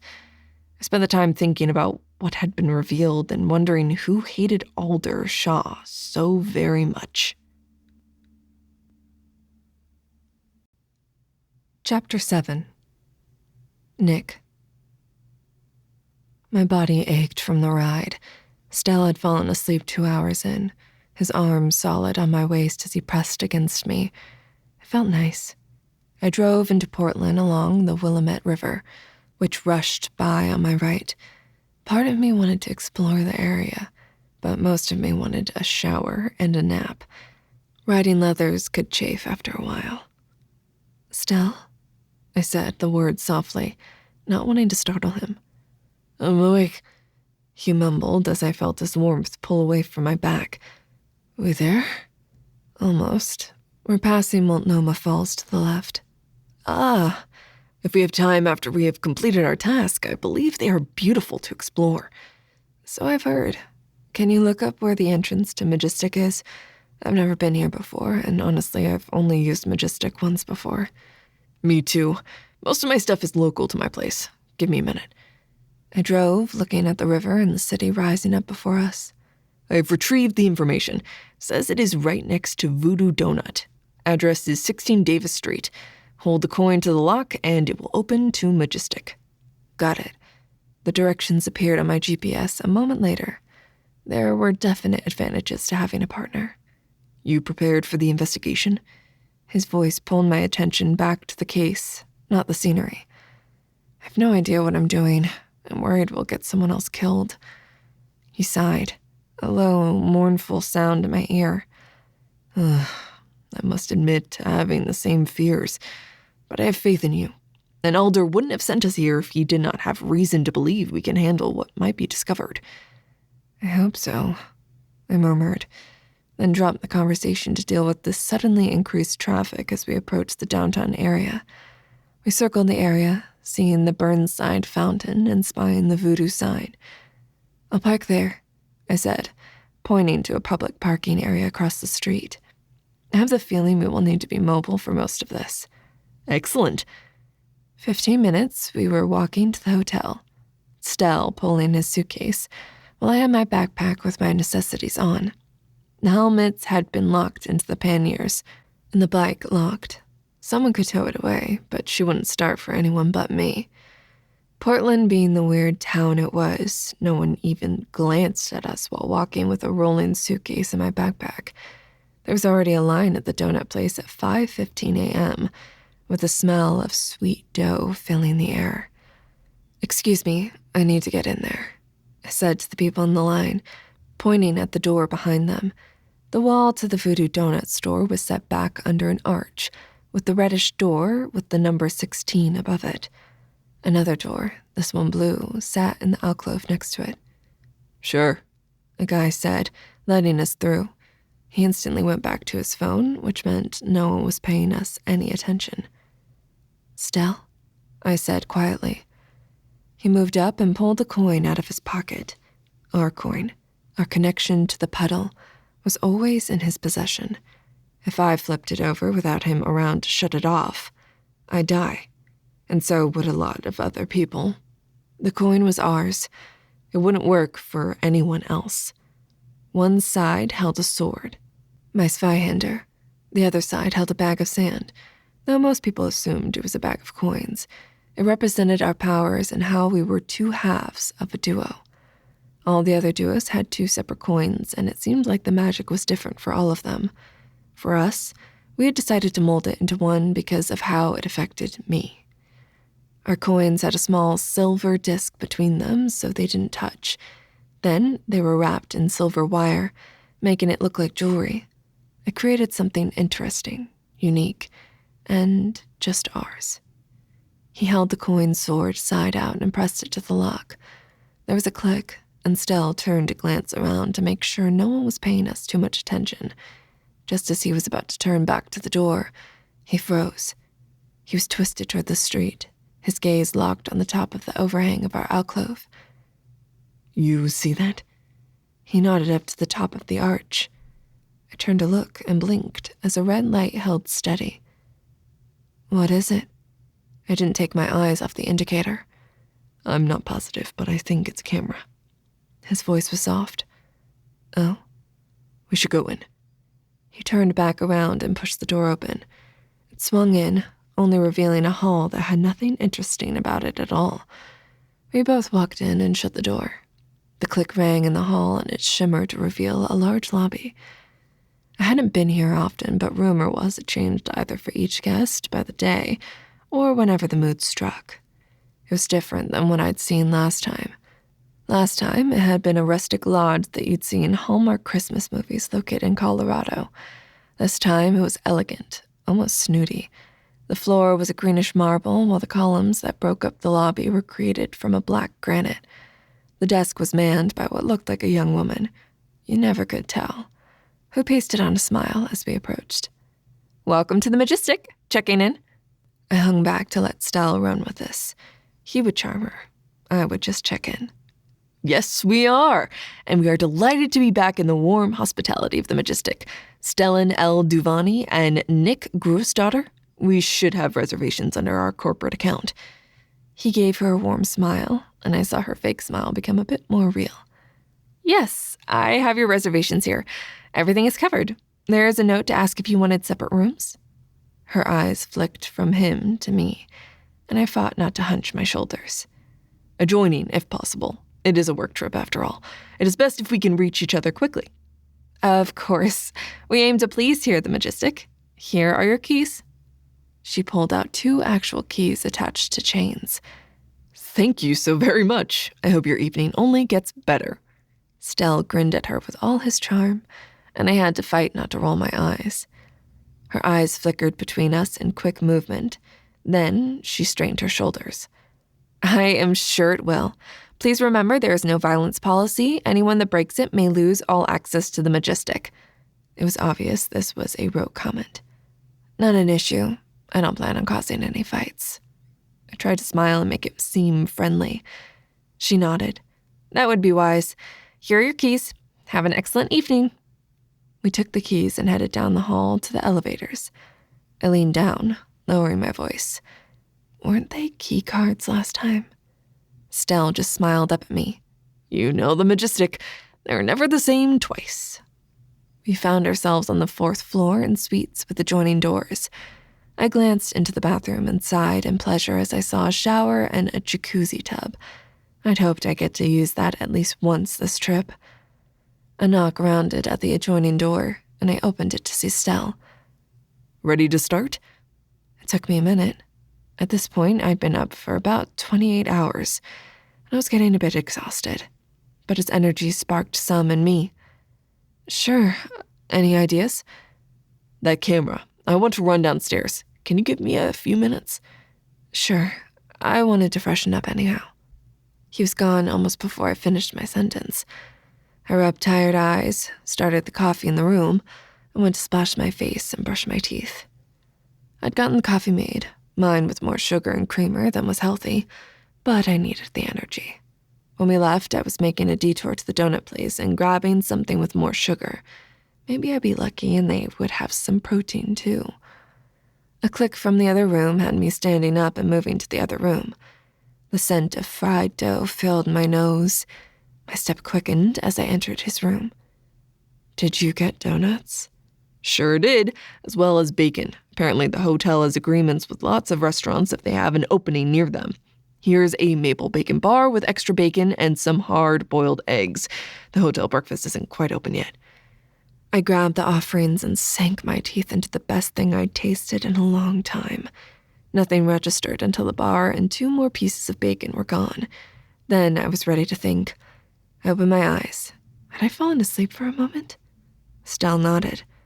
Good. Ready for what I found? You did more than just get food? It didn't seem like he'd been gone that long. I realized if we were to investigate this properly, we needed to ask the experts. Therefore, I took a moment to check in with hotel security and ask if they knew of any cameras at the entrances to the Majestic. I figured that might be something they did. It was an interesting discussion. A sudden smile flashed across his face. I got to use my badge for the first time. I chuckled. It was magically attached to my driver's license, kind of like my glamour. I could have it show up if I needed, but most of the time it seemed like a normal license. He gave me a very high-level view of the security from outside to here. The basic answer is he has the equivalent of cameras inside the entrances, but not outside, as there is too big of a risk for mortals to find them. I drank my coffee. I need another one. So that means someone is watching this. But why? All they would see would be people coming and going, and we all look mostly normal when we step in. That is the question, isn't it? Can you give me another half hour? I need to contact some friends. Can you make it an hour? I need to get a nap or I'm not going to be much use. The coffee hadn't touched my exhaustion or the ache in my body. I rarely spent that many hours on a motorcycle. By the time we got here, I'd been driving for over 20 hours. His face paled. I completely spaced the fact that you drove to Salt Lake City too. Nick, go get some sleep. It may take me a while to get what I need. Promise you won't leave the hotel without me? He hesitated, and I narrowed my eyes at him. I swear, my lady, I shall not set foot outside the Majestic without you accompanying me. He held up his hands as he spoke. Okay, wake me in a bit. I rose, walked over to the bed. A king, fell across it diagonally, and passed out. Chapter 8. Stel. I watched her go into her room. She was asleep before I got out of my chair, the doors between our rooms wide open. Should I take that as a sign of trust or exhaustion? It didn't matter. Either way, it was reassuring. I settled back down at the small desk and pulled out my cell phone. Communication was easier than ever these days. I scrolled through my chats until I found the one I was looking for. It was 5:30. He'd still be up. It rang twice before Kyoto answered. What's up, Stel? Kyoto, his online name, worked with Effects Incorporated and provided technical support. While we created some models or special effects via magic, a lot of the magic of the movies was more tech-based, and he was an expert. Kyoto, you were the only person I could think of to answer a theoretical question, I said, a smile in my voice. Kyoto was a character and lived up to all the geek stereotypes, though he didn't have much magic. You and your theoreticals. They are usually interesting. Hit me. He sounded like a native Californian by way of Japan and the Polynesian Islands, which was what he was. He just had a bit of elf blood coursing through in his veins. If I found a camera that I assume is online, how could I find out who's watching through that device and backtrack to where they are? Without them knowing, I've figured it out. That random camera had set off alarm bells in my mind. Alder had said that Majestic and the murderers had been related, which meant there was a very good chance of other cameras somewhere. That was next on my list. both easy and hard. You slap a tracker on it, and it backtracks. You hack into the wireless signal and backtrack. Or you take over the camera and log who was looking at you. It sounded easy enough, but somehow I doubted it was. What information are you not providing? Kyoto laughed. You are never slow. The problem is you don't have the tech to break into the Wi-Fi system, much less backtrack. I do. You can borrow it if you want. I felt quiet, trying to figure out how to not expose my side hustle, but still receive the assistance I needed. Not sure that would do me any good. I had to come up to Portland, personal emergency, but I believe this camera might be an aspect of my emergency situation. I need to figure out who is utilizing that method of spying. Everything okay? This sounds like a stalker thing. His voice sharpened and I flushed with pleasure. I don't know. That is what I need to figure out. Any thoughts? Obviously, you got your phone on you. If you can tap into the Wi-Fi or at least bring it up on your phone, I should be able to hack or at least piggyback it. Now that I can do. Anything I need? Yeah, download this app and it'll let me log into your phone and see what you see. Make sure all your sensitive stuff is closed, okay? I don't need no Nyc and Stel burned in my mind. You know you ache to see my awesomeness. People would pay excellent money for that opportunity, I retorted as I downloaded the app he'd texted a link for. Pay to have the memory removed, you mean? You have that logged in? Yep, there's the device name. A minute later, I saw a little waving hand that said I was connected. Can you find the Wi-Fi now? I've got to hit the sack shortly. I've got an afternoon job. They need me to fix some timing issues with lights and green screen. I stared through the open door at Nyc on the bed. I'd promised not to leave the hotel. Security knew about the Wi-Fi. I could do this from the opening of the door for a minute. Maybe. I bit my lip. No. I'd promised, and playing by the letter, not the spirit, would be stupid. Any chance I can do it in about 3 hours? Sorry, I can't get to the camera at this moment. Kyoto groaned. Ugh, you're killing me, Stel. Make it 5? I'd have to get up in 6 hours anyhow. Please? Thank you so much. I'll owe you.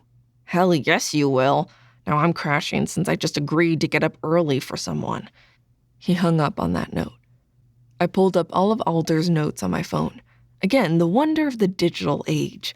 All of the victims had been in Portland or nearby for a while, but only 2 of them had any concrete connections to Majestic, which was the big area of magic for this area. Something felt off about this. What?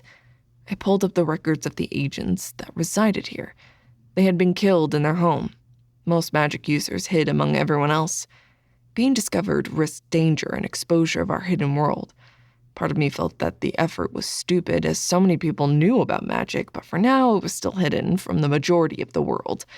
Time passed as I kept going over the information, pretending it was a diorama I needed to replicate. My stomach rumbled and I sighed. The clock said it was about 9:30 in the morning for us. The donut hadn't gone far, and my sugar needs were always high. Kyoto would be available at 11:30 or so. I could go down and get some food for both of us. Maybe another lemon custard donut or an early lunch.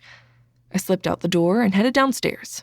The cafe was doing brisk business, as was the lounge. Unlike most places, the Majestic's bar was open 24/7, as you never knew what time zone someone was arriving from. Bar, of course. I pivoted on my heel and headed toward the bartender. The tall woman, willowy and somehow almost ethereal, smiled at me, and I had to force myself not to flinch at the number of very sharp teeth in her mouth. "What can I get you?" Her voice was music to my ears, almost literally, and I gave myself a brisk shake to not fall under her spell. "Information, if possible." I pulled out my ID and willed the badge into existence.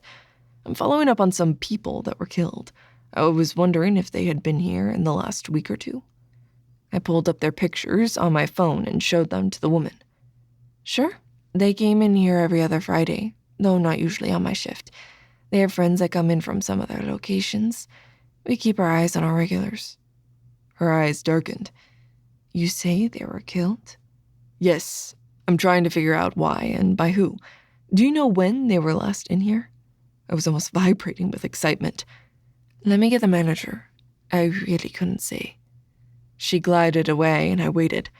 My mouth craved the food I could smell being cooked in the restaurant nearby.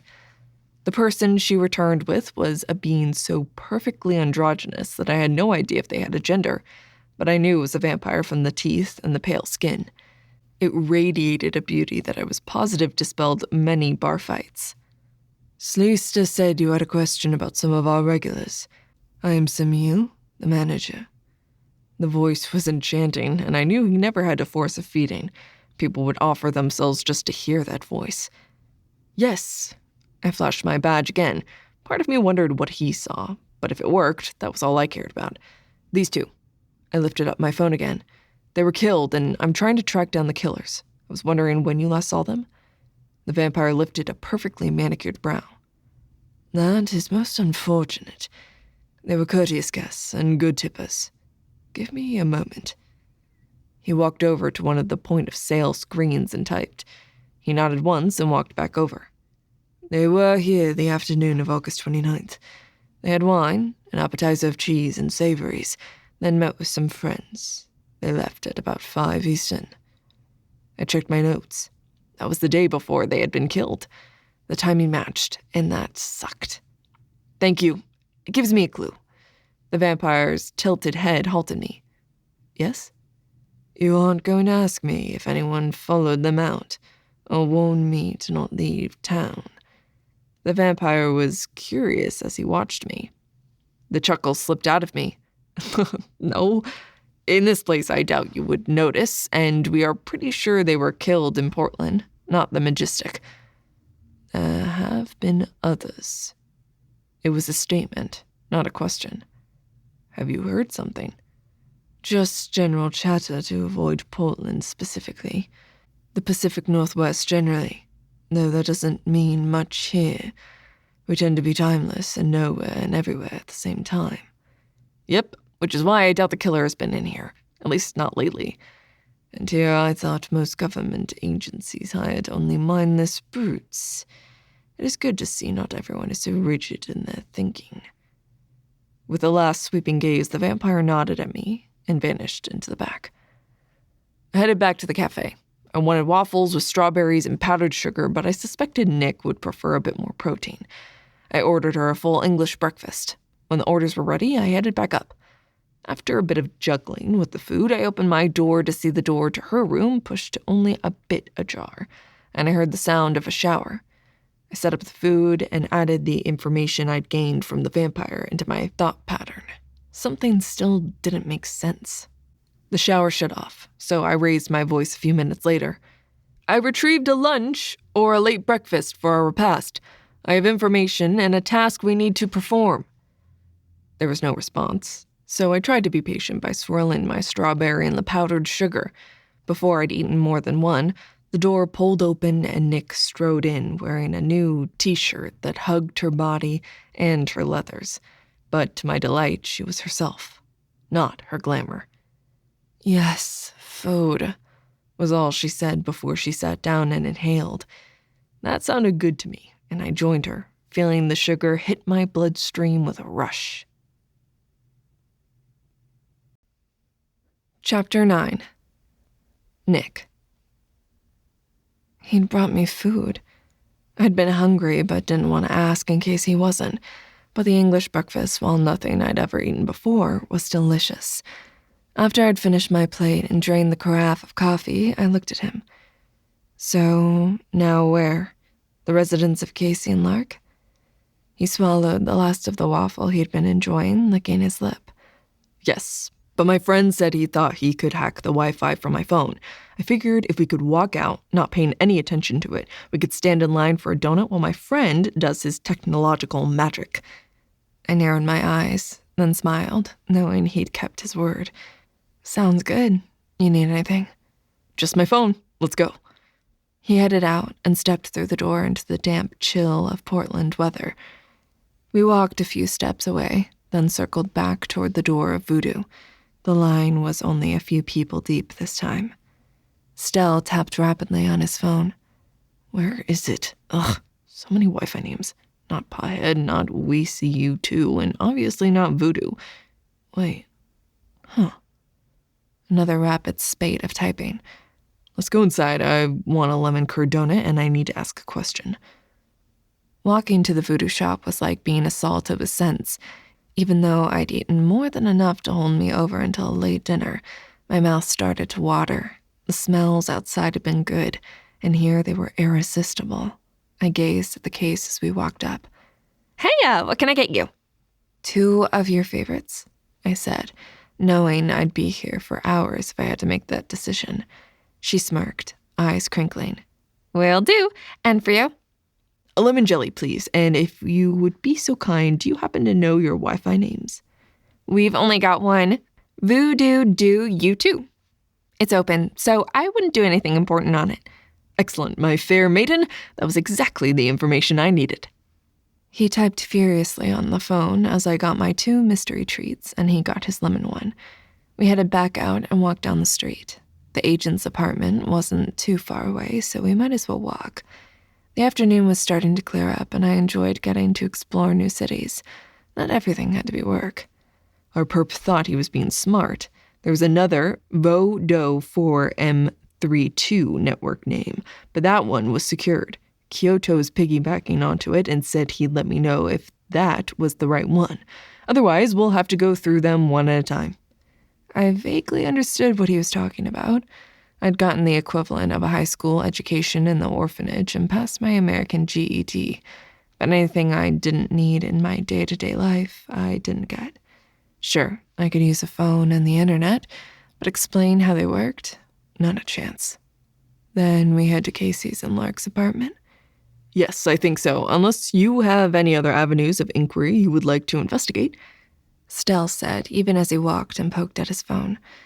His way of talking made me smile. So many words for something simple. No. I fished out a donut, chocolate, peanuts, and caramel. Yum. Then we need to head this way.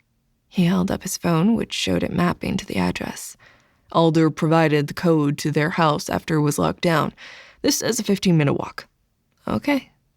We started to walk, and I watched the city, getting a feel for the vibe and motion. Every city had its own music, and Portland was no different. People were out playing, driving, panhandling. None of them approached me, but I knew if Stel was alone, they would have been all over him. The number of homeless surprised me, but also made it easy to watch people. As we moved down the street, headed to the waterfront, I kept my eye on people, trying to see if anyone was paying extra attention, but no one jumped out at me as being overly interested. Have you noticed how busy the air is? Stel's words pulled me out of the hyper-aware people mode I'd placed myself in. If you were a bodyguard, you needed to be aware of your surroundings and the people in them. That meant tracking anyone following you. But in a city, it was difficult, which was why people like me made such good money. Huh? I always sounded like an idiot compared to his speech. Oh well, I was the brawn to his brains. I could live with it. Look, kites, drones, flags, balloons. There are things in the air constantly, and most of them can easily support some of the smaller cameras now. It would be easy to track people, especially if they were marked somehow. I glanced up, frowning. I would need to improve how I paid attention. He was right. I turned slowly, scanning the area to see if there was anything following us, but nothing jumped out. Hard to track or prevent that. That is exactly what I was thinking. I really hope Kyoto has time to find where the camera is run from. It might be our best clue. And if it is a local group, nothing to do with our issue. Stel shrugged. Then I have eliminated a possible option, and it allows us to focus our investigative efforts in other directions. I simply nodded, but I spent my time trying to track everything in a 360-degree arc around me. I'd have to remember to tell Ironskin about this. They lived in this apartment complex. Stel pointed to the nice condos we were approaching. Per the notes Alder had given us, this was the NATO apartment complex. We walked through the area, the traffic dropping off considerably, and headed to the apartment. On the door was a lockbox, and Stel entered the 5-digit combo. There was a click, and the door opened. The place smelled like death and decay. Most of the decay came from the area of the kitchen, so I ignored it. Where were the bodies found? And how did they die? I wanted to hear it again as I looked around the space. I had been in love with color. Reds, blues, greens coated the space, but it felt joyous and bright, not overpowering. In their bedroom, one on the bed, the other headed toward the door. I took another look around. The police had been through, but nothing looked seriously disturbed. Moving quietly, it seemed wrong to be noisy in here. I went up the steps to the bedrooms. The first one was obviously an office, with space for a computer, a desk, and elliptical in the corner. The second door stood ajar, and I pushed it open, taking in the scene. While there was no yellow crime scene tape, it was obvious where the bodies had been. You have this memorized. Can you walk me through it? I asked as I stood staring at the blood on the floor, the scent of death and bowels in the air. Part of me wanted to throw open the window and air the room out. Most of me didn't want to go past the door. I looked down at Stel where he peered under my arm, not making any attempt to move in any farther. I would be delighted. He pulled out his phone, but as he talked, he rarely glanced at it, instead focusing on the room. I couldn't avoid it any longer, so I created the scenario in my mind as he provided the information. Casey was found at the door with a knife in his heart. He was a slender man, 5'7", weighed 145. He was found in pajama pants and briefs, nothing else.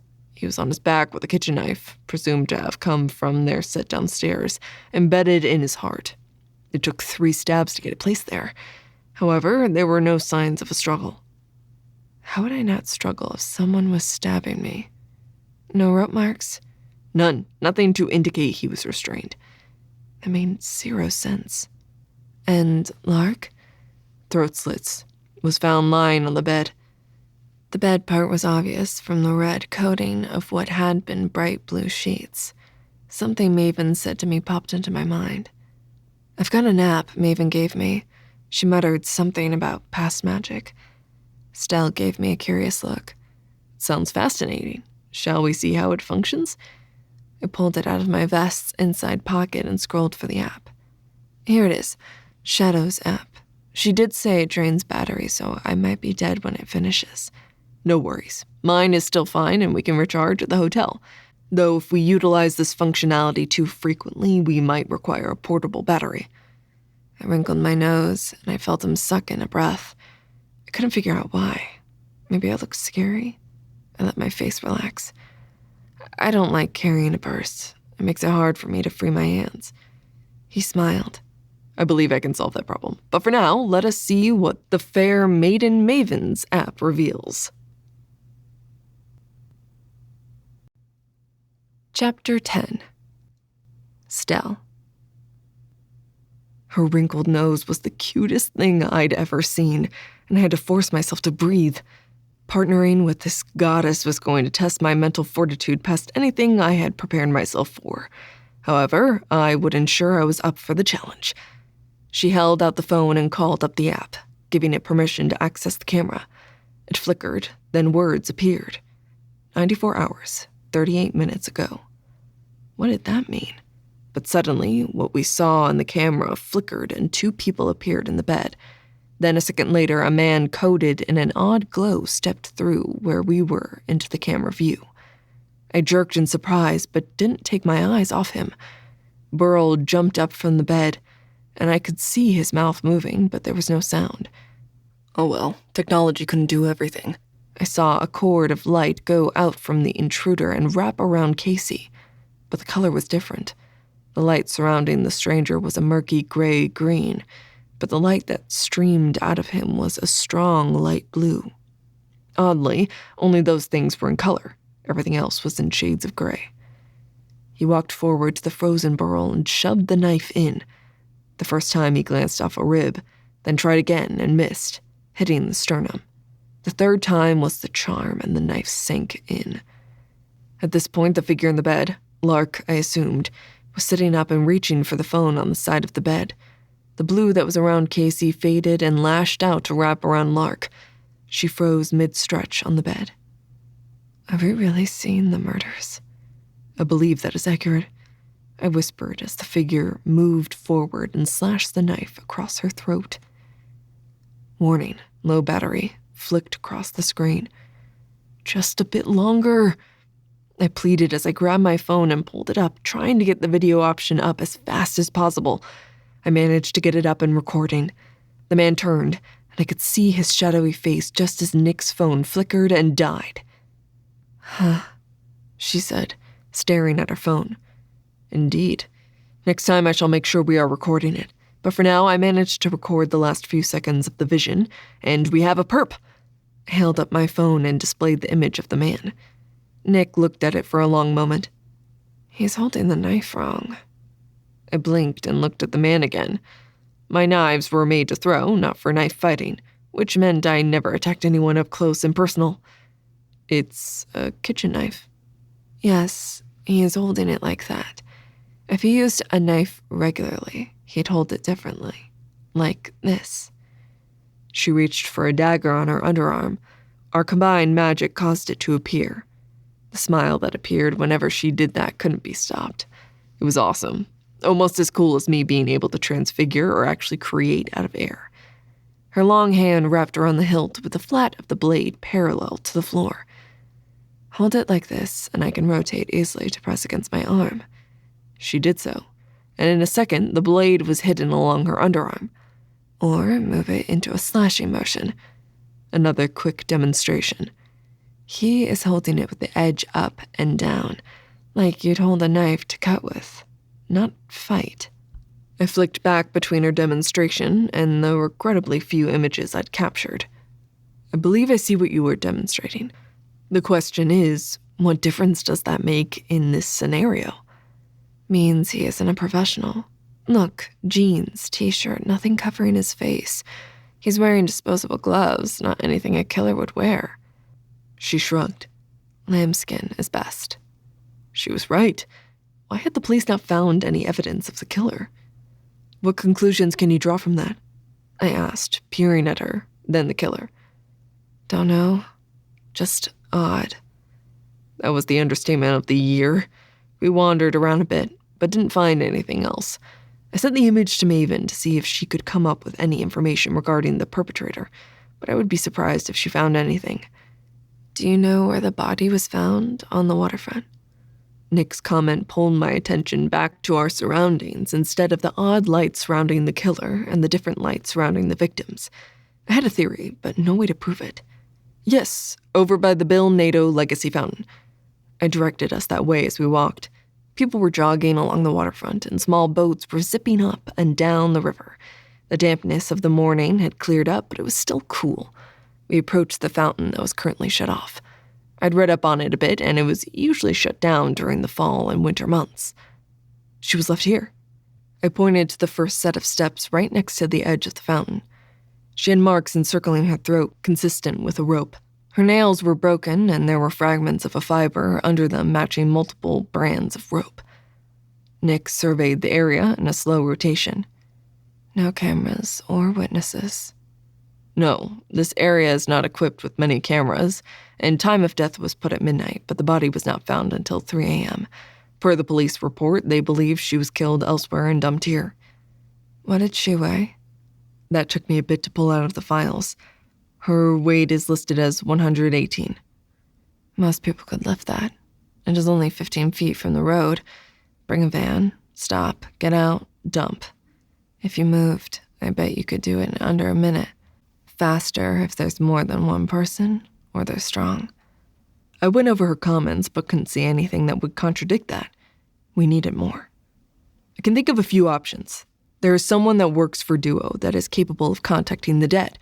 We can see if it is possible to inquire of Emily if she has any more information. Possibly the other victims, Burl and Mariah. We know what Casey and Lark saw. We stood there at the area for a bit longer, watching the vehicles zip back and forth.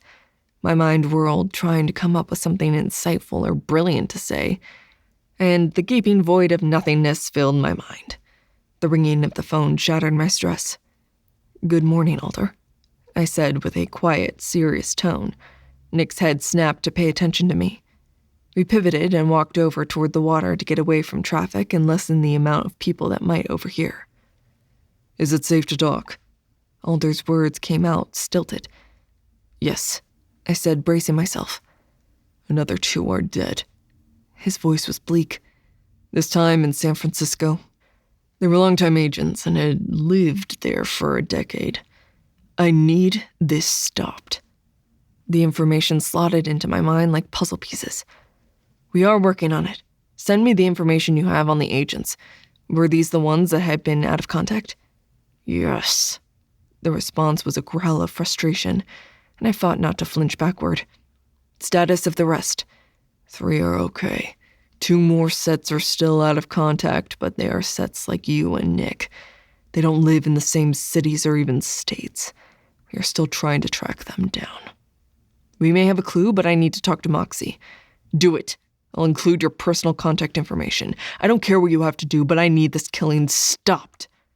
Its words came out with the force of an order, and my back stiffened. Understood. We'll keep you informed.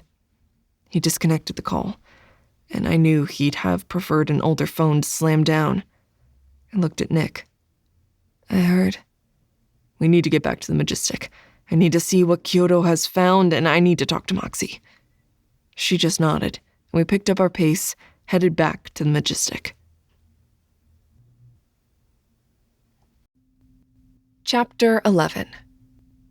Nyc. I felt so out of place.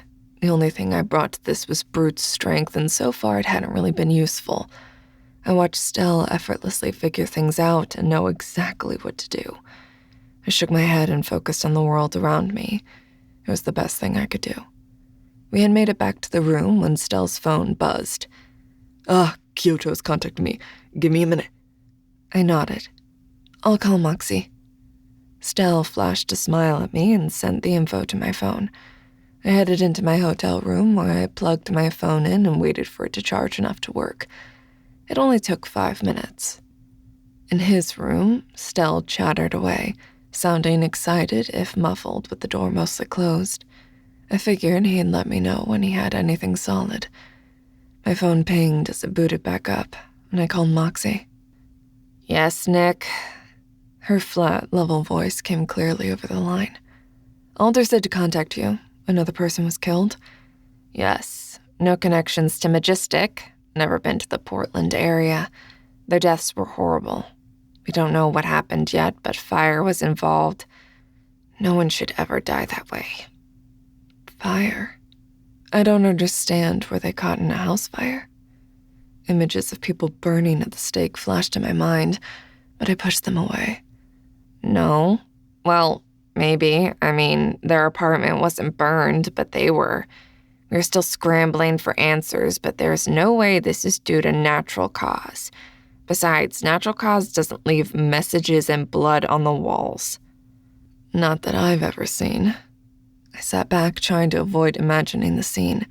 When I'd been a kid at the orphanage, I'd also been in trouble a lot. But most of the time, the fact that I had done it was obvious. My big feet and height made me the only one who could have done most of the things. It was also where I learned how the little things, like crumbs left on the counter or a jar only I'd be strong enough to lift, could point to the culprit. So, there had to be clues. Has anything odd happened at Duo in the last few months? Anyone show up that shouldn't be there, or maybe disappeared and there's no reason they should have? There was a moment of silence on the other end. I waited. There was one thing about 3 months ago. My employee database was hacked. The way she said the words, I would have expected something disgusting. But only the table with names, hire dates, status, address, and powers was pulled out. Isn't that a lot? It sounded like a lot to me. Yes and no. The addresses isn't good. But a normal hacker would have pulled out bank information, social security numbers, salary info. Addresses can be gained easily, though knowing we have agents living there isn't the best. She fell silent, and as I couldn't see her, I didn't know if she was thinking or waiting for me. Powers? Does it have what their duo power is? Yes, I have multiple tables in that database. It probably isn't accurate to say they hacked my database. It would be more accurate to say they gained access to some of my reports. That is, the report they pulled. Though they could have pulled any report they wanted. This was my active and inactive agent report and their abilities. Primary, secondary, and puddle. We used it to check who was available and in what area. That actually made sense. Was Emily on that list? There was silence. Then the sound of machine guns exploded in my ear. I pulled the phone away, waiting as I recognized the sound of her furiously attacking the keyboard. Yes, she hissed out the word. Emily had low-level magic. We track all employees and their magic in that report also, just in case. I thought about that. Casey and Lark were both passive magic users, right? No magic that could attack anyone. Correct. The answer was immediate and sure. When they were pulled from the puddle, they could channel her power into his and create jewelry that granted aura reading to anyone wearing it. It would only last for a few charges, but we used them more to create those, especially as glasses, than anything else. They had no offensive talents. The man and woman I'd seen in the images were older, and while not fat, they had obviously been overweight and slow, though judging anyone by my standards of physical fitness was not fair. They had been normal. So, if they had been restrained, they would have been helpless. As far as I know. Now, I believe if Casey had been tied up for a while, he could have used his enchanting ability to get himself out. Her voice was slower, more hesitant now. But nothing with immediate offensiveness like me or Stel. No. There was a pause. Stel has offensive magic. This time I was surprised. Moxie, he's a transfiguration mage. He can change things into something else. All he has to do is turn your brain or heart into sludge and you're dead before you can do anything. Another tense pause, then the rapid fire of keys burst out. Noted. Anything else? I suspected she was interested in what I had to say, but her flat tone didn't give me anything to work off of. Were Stel and I on the list? Another rapid spate of keystrokes. Maybe for Christmas, we should get her a quieter keyboard. Oddly, no. It was an older report and had a built-in filter for full employees hired more than a year ago, even though Alder found you both about 3 years ago. Due to training in your lives, you weren't accepted as full agents until he pulled you in for this situation. What were we prior to that? I was curious. It had been a few years since the first time we'd met Alder, but the small stipend and training had been interesting. We didn't just get trained in magic, but also in blending with the human world, how to use tech, where the doors were. It had helped me a lot and let me become a better bodyguard for Iron Skin protection. Probationary. You were both young and your lives were in different parts of the country, so we gave you time. Both of you have long lifespans, so it really isn't an issue unlike some of the shorter-lived races. Wait, what? Orcs are long-lived? I didn't know much about orcs. Most of them were raiders and bandits, and the few that lived in the hidden communities didn't have fancy jobs. They were bouncers, laborers, construction workers, anything where brute strength was valued. The clerics at my orphanage had always figured I was the byproduct of an orc raping a human, but that was just a guess. Orcs tend to get stronger and smarter as they age. In general, most orc leaders are 150 or older. Then elves live for millennia. Even with the fairy half of Stel being significantly shorter, we are still talking centuries, not decades, for both of you. Oh. I just learned more about myself and Stel in these few minutes than I had learned in years. Anything else? I have more damage control to perform and reports to give to Alder about this break-in. Has anyone else been killed that wasn't on the list? No. They have all been on the list. Her words sounded like she was spitting them out. If our killer did hack and pull that data out, it might be good to warn them. Nyc, she said, her voice dripping with condescension. There are over 200 names on that list. What should I tell them? I pressed my lips together hard, letting the soft pain of my tusks biting into them center me. That there has been an unknown threat against agents of Duo and they need to be on high alert. It sounded obvious to me, but then maybe there was stuff I wasn't aware of. Oh, the attitude had dropped from her voice. That might work. Just raise the alert level, but don't give specifics. I don't think Alder wanted to cause a panic. Moxie, I said slowly, unsure what hidden social cues I was missing.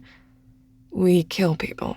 We use magic and hunt down dangers to humans and magical beings alike. We hunt a crowd of sports fans that are going to spook at the sound of a gunshot. We run toward danger, not panic in the face of it. She cleared her throat. Right. I'll get the message out ASAP. Let me know if you discover any more information. Anything else? Can I get the list, please? It might give us some ideas and see if there are any patterns. Clackety, clackety exploded from the other end of the line. It's in your email. Are we done? At this point, she sounded exasperated. Yes. Thank you? The words barely made it out before there was a click on the other end. I stared at the phone. Had I offended her? Or was that just Moxie? Nyc! Stel called from the other room. You done? Yep. I stood, but left the phone charging, as talking to it had kept it level at 3%. I pushed open the door to his room and walked in, where he glowed with excitement. A stab of longing to have that look directed at me flashed through me, but I pushed it down as I sat. What did you learn? He grinned and started to talk. Chapter 12. Stel. I knew I should find out what Moxie had told Nyc, but I was so excited about the information Kyoto had relayed to me, I couldn't wait. Calling Kyoto was the correct decision. He found out more than I would have thought. I fought not to bounce and pulled out a piece of candy to distract me. She smiled at me from her perch on the ottoman, her attention fully on me. Having her brown eyes focused on me was a bit addictive. We were right about the fake voodoo Wi-Fi, and that was what he hacked. It was set up with a camera that uploaded directly to a cloud server, and best of all, it hadn't been wiped. The Portland door isn't that active, but there were shots of Casey and Lark going in and out at least 4 times over a month or so. Emily utilized that entrance at least 10 times in the 5 days she was here. The final shot was her walking out, pulling a small roller bag with her. Which meant she'd be headed to the airport. Nyc commented. Exactly. That gave the killer the perfect time to grab her, as no one would be expecting her to be in constant communication, as you were unable to text or place phone calls while in flight. She nodded slowly. But we knew that already, and there was no sign of Burl or Mariah? No, we double-checked all the images. I paused and flushed a bit. I might have allowed Kyoto to gain the impression I was working on a movie and we were trying to see if the main characters could replicate these steps. I implied it was a test by the screenwriter and some friends to see if we could backtrack. She snorted. Funny, but we knew they had been here. What does that gain us? As always, my Nyc was direct, to the point, and didn't miss anything. Right now, just verification that this entrance is compromised. But Kyoto has also found access from 2 other IP addresses. He said he'll see if there is a realistic way to track down their locations. But there was a VPN being used, so it might take a while. She nodded. Okay. Well, Moxie said data was pulled on Duo employees that had powers. This means the hacker has addresses and know what powers people have. Interestingly, we aren't on the list. She snorted, quirking one corner of her mouth up. They didn't think you were dangerous. That has been changed. They? And me? I blinked at her, a bit lost as to the point. Moxie, she and the records just thought you could make pretty things. I pointed out that you could turn someone's brain to sludge. She hadn't thought of that. I shrugged uncomfortably. Most of the time, I let people think I could only create new things from sand or existing material, but she wasn't wrong. Honestly, it is much less effort to simply keep it still flesh, just twisting it into different configurations. The body doesn't tolerate that well. There was a reason I'd studied a lot of anatomy, so I knew exactly what to do. See? So, now what? Did you get a copy of the report? Ideas were racing through my mind. She's sending it to me, probably an email. I nodded. First, let's go to where Burl and Mariah were killed. If possible, I'd like to see if the app can pull any more information about our killer. Sure. Then, she watched me like I was the leader. I didn't know if I should be proud she had faith in me or panic at the responsibility. I'd like to go through the list of agents and see if anything jumps out at me. We need help, or we need to be bait. And while I suspect we'll grab attention if we aren't on the list, the killer may just think we are magic users, not duo. We may need to head back to San Francisco or get assistance looking at that scene. My phone rang and I jumped at the strident tone. My mind had been so wrapped up in ideas and wondering that it felt like a discordant note to my process. Yes, Alder? Sending you a cloud link. The entire thing was recorded. Those agents had their house on internal video for reasons. He cleared his throat as if that didn't need to be talked about. I've provided the relative time for you to watch. Any leads? Maybe. We have formulated a few possibilities, but unless the killer decides to attack us the next time we step outside the Majestic, it is not going to be fast. We still don't have any solid information. His sigh was heavy and full of grief and anger. I know. You'll be able to see the messages. Sending you a photo of it specifically as well. Keep me updated. He hung up before I could say anything else. Did you hear that? I asked Nyc. She shook her head, and I told her what Alder said. I need a tablet. My phone is too small. With a sigh, I picked up the phone and called the concierge. 20 minutes later, a new tablet was delivered to us. It took another frustratingly slow 15 minutes to get it set up to work for us, but finally I had my email set up and the links to the duo reports that Moxie sent us. Nyc sat behind me, peering over my shoulder. This gives us a lot of information, but I'm not sure if it is the answer. Let me send the picture of the guy that attacked Carl and Lark and see if she can find him. That took a bit more typing, but when it was done, I sat back, peering at what we had. I see lots of information, but I don't see anything that gives us any guidance as to who might be doing this. Nyc's voice echoed my thoughts. Yeah, me either. We need to take a look at what Alder sent and see if it gives us anything else. I pulled up my email and clicked on the link he'd sent. It loaded as I pulled up the images he'd attached. It popped up full size on the screen, and I flinched back as the color red, and a sense of rage hit me before I could get the words to make sense. It had been drawn, and what I feared was blood on the wall. The obvious thought was a finger, but until there was a police report, there wouldn't be a way to know. The red ran down, creating dripping letters that just added to the gore of the red on what had been a wall with family photos on it. Those lay shattered at the foot of the wall in a strange offering of broken love. Feel the frost, Alder. The letters on the wall read. I tilted my head, taking in the strangely compelling tableau. In some ways, it looked like an expert had staged it, but maybe I'd been involved in too many movies. Not all villains were maniacal idiots with highly paid costume designers. Neither of us spoke as I clicked on the link for the video. Alder had provided information on the agents, but I wanted to see it first. The footage was of their living room. There I saw two men, one with a silver fox look on his warm brown features, the other thin and almost ethereal as he drifted around the room, as if he only weighed a portion of what others did. There was no sound, but both of their heads turned to the door. The floating one all but glided over to the door and opened it, as the other headed to the kitchen. The camera didn't show the door fully, but the lash of flame that spurted into the man's face and his backward stagger were unmistakable.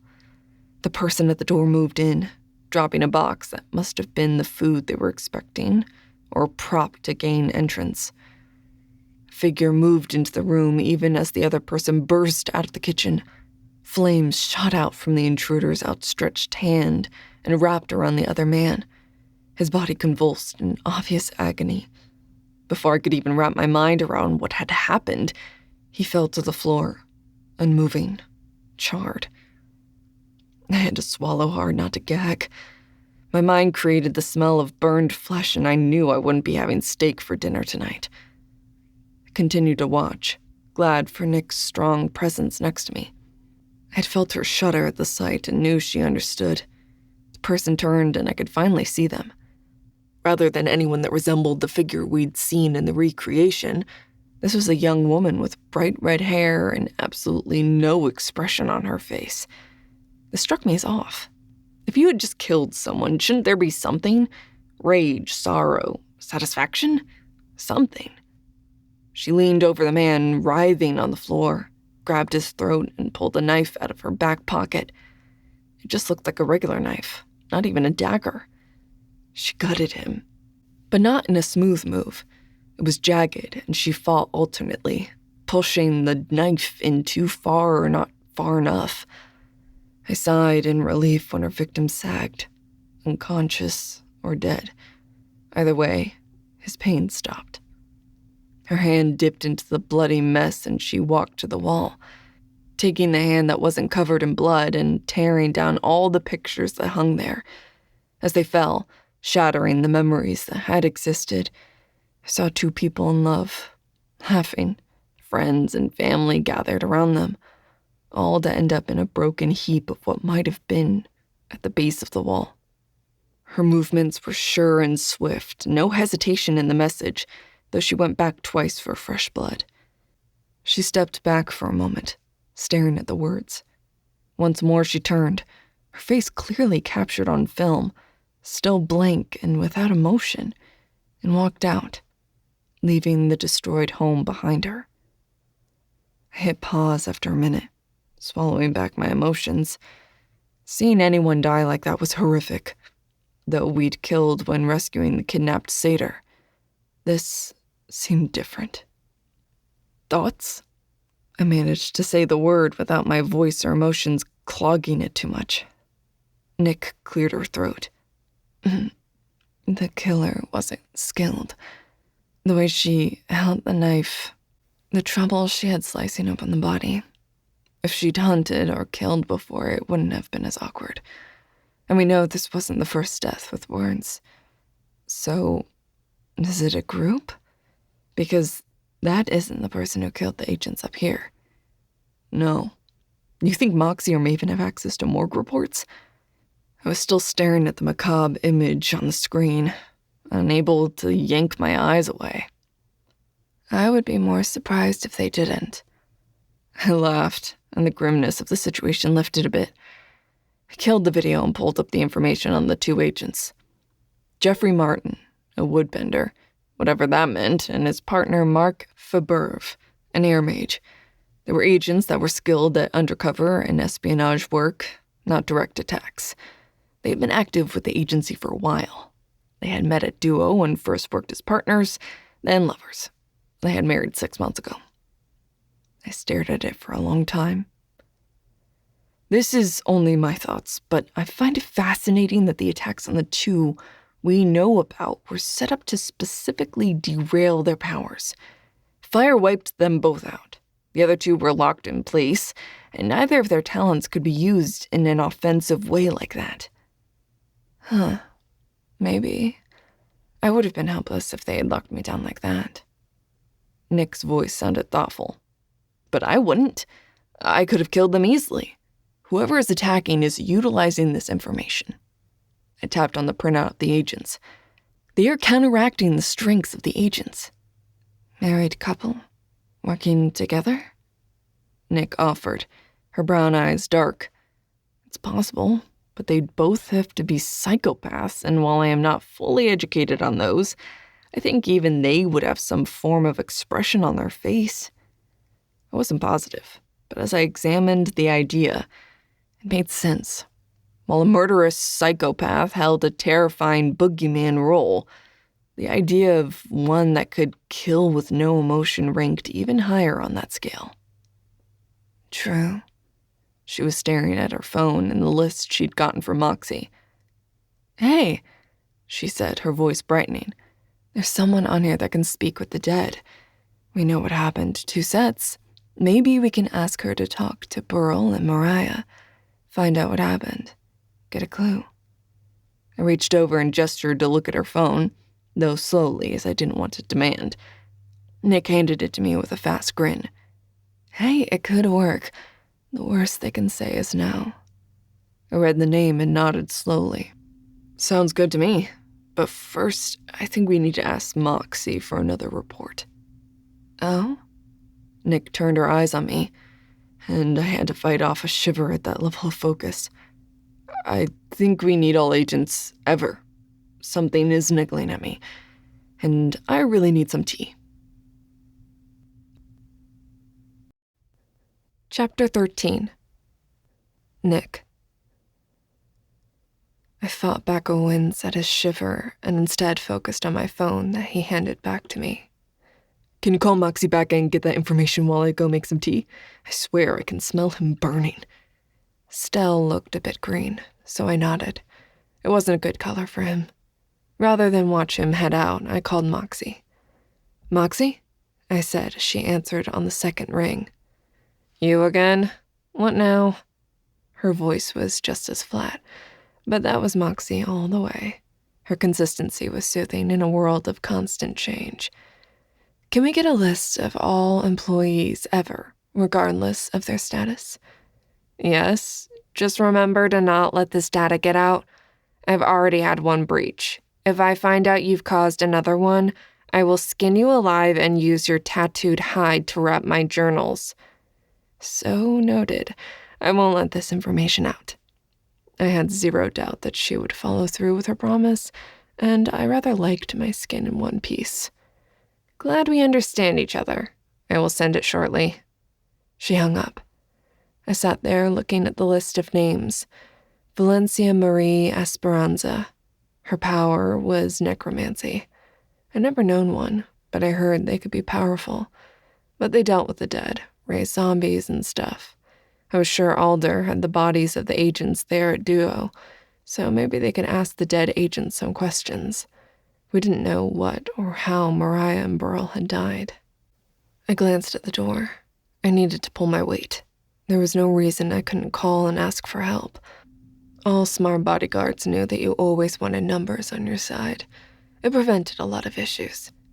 I picked up the phone and punched in the number for Miss Esperanza. It rang twice before it was answered. "Hey?" The voice was young and very unsure. I couldn't blame them. Almost no one called anymore, but even I knew this wasn't something you asked over a text. "Hi, I'm looking for Valencia Marie Esperanza." "Yep, you got her." The wariness was still present, if not more. I should have let Stel do this. Now I was committed. I tried to keep my voice confident. "My name is Nyc Grossdaughter. I'm a fellow agent with Duo, and I need your help if you have time." Her voice dropped the wary tone. "Yeah, Nyc, sure. What's up?" The voice had become peppier, which let me relax in turn. "I don't know if you've heard, but Alder has us trying to track down someone who's been killing agents. And I was hoping you'd be able to speak to the ghosts or spirits of 2 of the dead agents and ask them some questions." "Of course. Do you have a personal effect? Some object that meant a lot to the deceased?" Stel walked back into the room, and I set the phone down, hitting speaker. "Valencia, my partner Stel is here too, so you're on speakerphone? Stel, this is Valencia. She's the agent I thought might be able to help us." I paused, thinking about her question. No. I mean, I'm pretty sure Alder has their bodies at HQ. Their names were Mariah and Burl." Long pause. "Mariah Sheets?" I glanced at the sheet I had. "It says they lived in LA. Yes, that's her." I had to fight not to grin. Something was finally going our way. "Sure. Yeah, okay. I think I can get access to her apartment." Val's voice had completely changed. There was an aura of grief and shock in it. How soon? When did this happen? Wait, you knew her? My voice clenched. This is why I didn't do this sort of stuff. Beating up on people was much easier. Oh, I'm sorry. You don't have to. I stuttered. All I wanted to do was to sink into a hole. I didn't think about the fact that you know her. Stel leaned over me, and I had to resist leaning into him. Please forgive us. We intend to no harm. We are seeking the answers to the instigator of their deaths. When did she say they died? Her voice was a choked whisper that made me feel about 2 inches tall.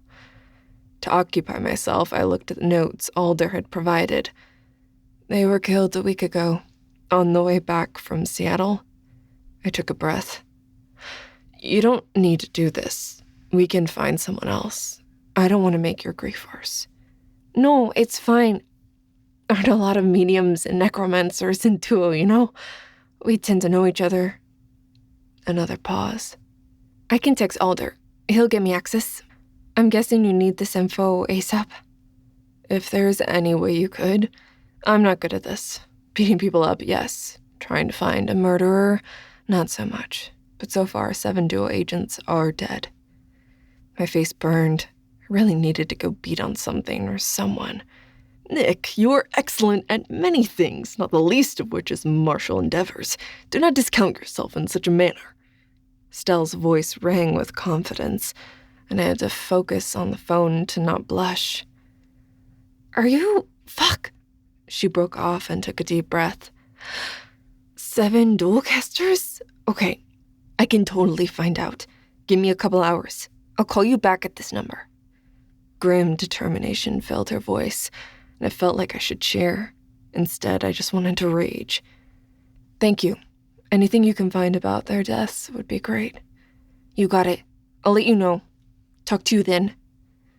With a click, she was gone, and I sagged. Next time, you make the hard calls, I told Stel. I suck at them. I do not believe that is accurate.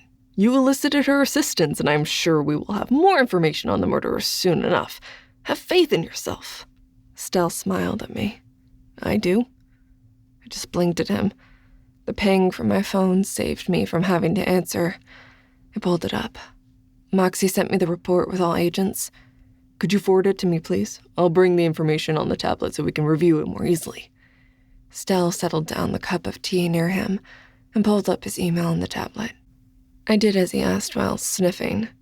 How much sugar is in that tea? Honey, to be exact, and a lot. I tend to require large amounts, especially if I'm utilizing my magic to any degree. It is why I always carry candy in my pockets. He pulled out a wrapped butterscotch from his vest pocket and tossed it to me. I caught the small candy and nodded. Huh, I'll remember that. In a minute, the report Moxie had provided was up on the screen, and we were looking at it. There was a status column with a letter in it. I glanced at the email.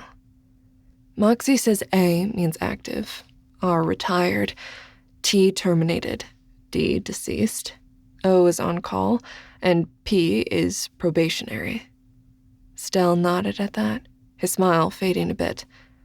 There is a distressing amount of people with a D next to their name. I peered over his shoulder and nodded. The active agents were less than 30% of the total. Luckily, the majority seemed to be retired or on call. There was no probationary agents, as we had apparently been the only ones. Now, this is interesting. Stel's finger tapped the screen. It zoomed in on a set of names and an address. These people are local, but listed as terminated. He scanned again. There are only 10 terminated names on this list. Maybe we should go talk to them. Why? I wasn't sure I understood his logic. Because terminated employees often carry resentment or other destructive emotions, both valid and invalid. We should inquire of Alder, but as he would have been the terminating agency, I'd be interested in their viewpoint in the matter prior to asking Alder. And it is always possible they know, or are, the killer in this situation. There didn't seem to be anything wrong with that theory. Sure. Stel smiled and stood up. Acquire your phone and we will head in that direction. We will require Dinos to get there. The smile was contagious. Riding Dinos always made me feel better. Chapter 14. Stel. The drive out to Beaverton, where the terminated agents resided, excited my senses. Riding on Dinos while watching the scenery would never be boring. Part of me resented that I had slept on the ride up there, but that had been a very long day. They lived in a house on the other side of 217 in the hills. Nyc pulled up the drive carefully, looking around as we did so. It was a nice 2-story house, with a landscaped lawn, closed garage doors, and no lights on. There was no way to sneak up when traveling on Dinos, so we parked and dismounted. Nice area, Nyc said, looking around. She was correct. The area was quiet and beautiful in the lushness of the Pacific Northwest, with trees and greenery everywhere. I like all the green. California seems to be mostly brown and gray lately. You should see Georgia. So much green, and all the different shades. The trees make me happy. I was walking slowly up to the front door. Something nibbled at my senses, but I couldn't say why.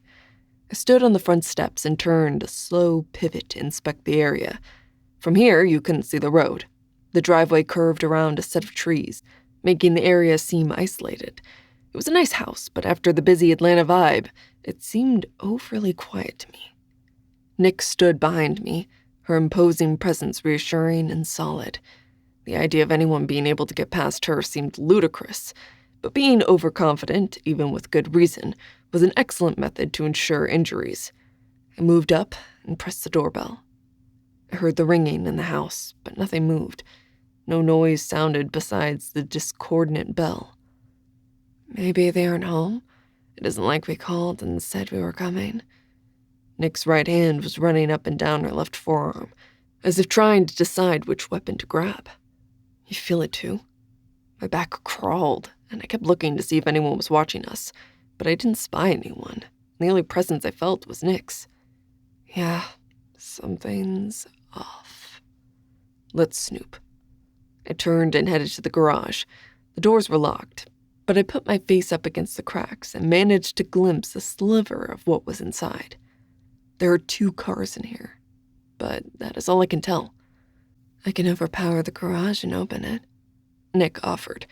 Not yet. I'd hate for us to end up in jail because of a bad feeling. She shrugged and we walked around the back.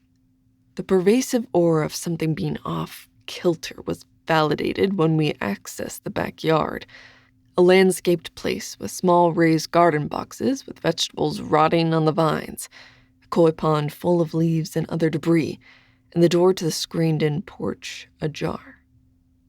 Vacation? Nyc offered, but her tone said she felt that was as likely as I did. Not at all. I allowed her to go first for obvious reasons, even if it still felt awkward. The air seemed laden with portent as we walked onto the porch. After one more scan of the area, Nyc tried the door handle. It turned. This will not be good news for us or the residents, I murmured. She grunted softly and pushed open the door.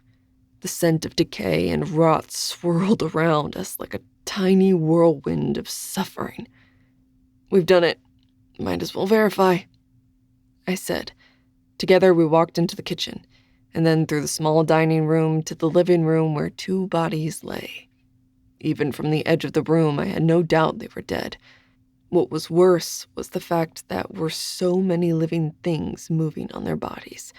They undulated with the number of larvae and insects surrounding them. I gagged. The stench in here was something you tasted, not simply smelled. Needing to get the taste out of my mouth, I fumbled in another vest pocket. I organized my sugar rushes by flavor, and never confused where they were. That way I knew what to grab for depending on my mood. Butterscotch, mint, citrus, and coffee. Today I needed the mint. You want a mint candy? I already had mine unwrapped and in my mouth. It helped. Please. Her voice was tight. I handed her another piece of candy. I stood there too long, gazing at the dead bodies. Do you think we should attempt to see if your application can provide any more information? She nodded and pulled the app up on her device. This time, I had my phone ready to record any information that might appear. Nyc hit the app and held it up. A message appeared on the screen. No magic detected for more than 7 days. Not helpful, but it does provide us with a timeline. My eyes were locked on the screen. However, I am highly doubtful that this was anything other than a murder. Nyc scanned the area. It was a murder. It feels that way. Call Alder. I nodded and pulled up his name. Call Alder. He answered within 3 rings. What? 2 former agents, Lester and Brian, are dead. We need someone up here to deal with the bodies, but they were killed at least 7 days ago, if not longer. The odds are they were the first kills, or at least the first ones we found so far. Lester Dent and Brian Evans. They haven't been agents for almost 5 years. I haven't spoken to them since... His voice faded out. I take it there was something about their termination we should discuss? I poked at this topic, as it seemed like maybe we'd found some information. I'll have people out there in a few hours. Send me the address. I'll see you tonight at the Majestic around 7. He hung up before I could respond. I slipped the phone into my pocket, pulling out another mint. I believe I would prefer to await the cavalry outside. There's nothing we can do here without creating confusion. And there is no indication of a robbery. I do not see that we can gain any information from the surroundings until after the crime team is completed. No argument. Nyc took a deep breath, then moved into the living room, skirting the bodies until she got to the front door, and stepped out that way. I followed her route, scanning the room for anything that might provide some information, but the movement of the insects on the body was distracting and made it difficult to pay attention to anything else. The fresh air from the front porch served to highlight how overpowering the scent and atmosphere were inside. So, we wait? Nyc asked, stretching and rolling her shoulders. I would believe that would be the proper thing to do. It is possible the people Alder sends might be able to tell us something about how they died, and give us a more exact date of when. Nyc just nodded and sat down on the steps, elbows on her knees, staring out at the greenery. I settled down on the opposite side, casting about for something to say. Wooing women had never been my strong point, and Nyc still reduced me to a 10-year-old child every time. Meaning, I babbled and said the most ridiculous concepts. What do you want out of life? It took me a minute to realize she had asked that of me. My mind went blank. I'm not sure. What do you mean, out of life? My glib tongue had failed, and I doubted making you the happiest woman on the planet was the correct answer. Do you want to work full-time for Duo? Run your own company? Get married? Family? What are your goals and dreams? Oh, I had to rein my mind in. I'm enjoying the work I do with FX, Incorporated company, but I can only see me being there a few more years. There's a certain limit to what I can do. I can copy electronics and plastics, but I have to understand the layers, which means microchips and stuff are beyond me. I can't comprehend that level of complexity on that scale. I guess at some point I'd have to find a new career. I don't know about Duo. I'd like to see us being a bit more effectively used than this. Us? You're my partner for always, so of course us. What do you want? I think I'd... She broke off as the sound of a car coming up the drive shattered the quiet companionship. My eyes darted to the curve of the road, and a moment later a large black SUV crawled up the driveway, only to stop at the top of the drive, blocking any method of escape. Not even Dinos would be able to get past them to the road. The car doors opened and 4 very large men got out. They all had shaved heads and blank looks on their faces. If they hadn't been breathing, I might have thought they were wax figurines.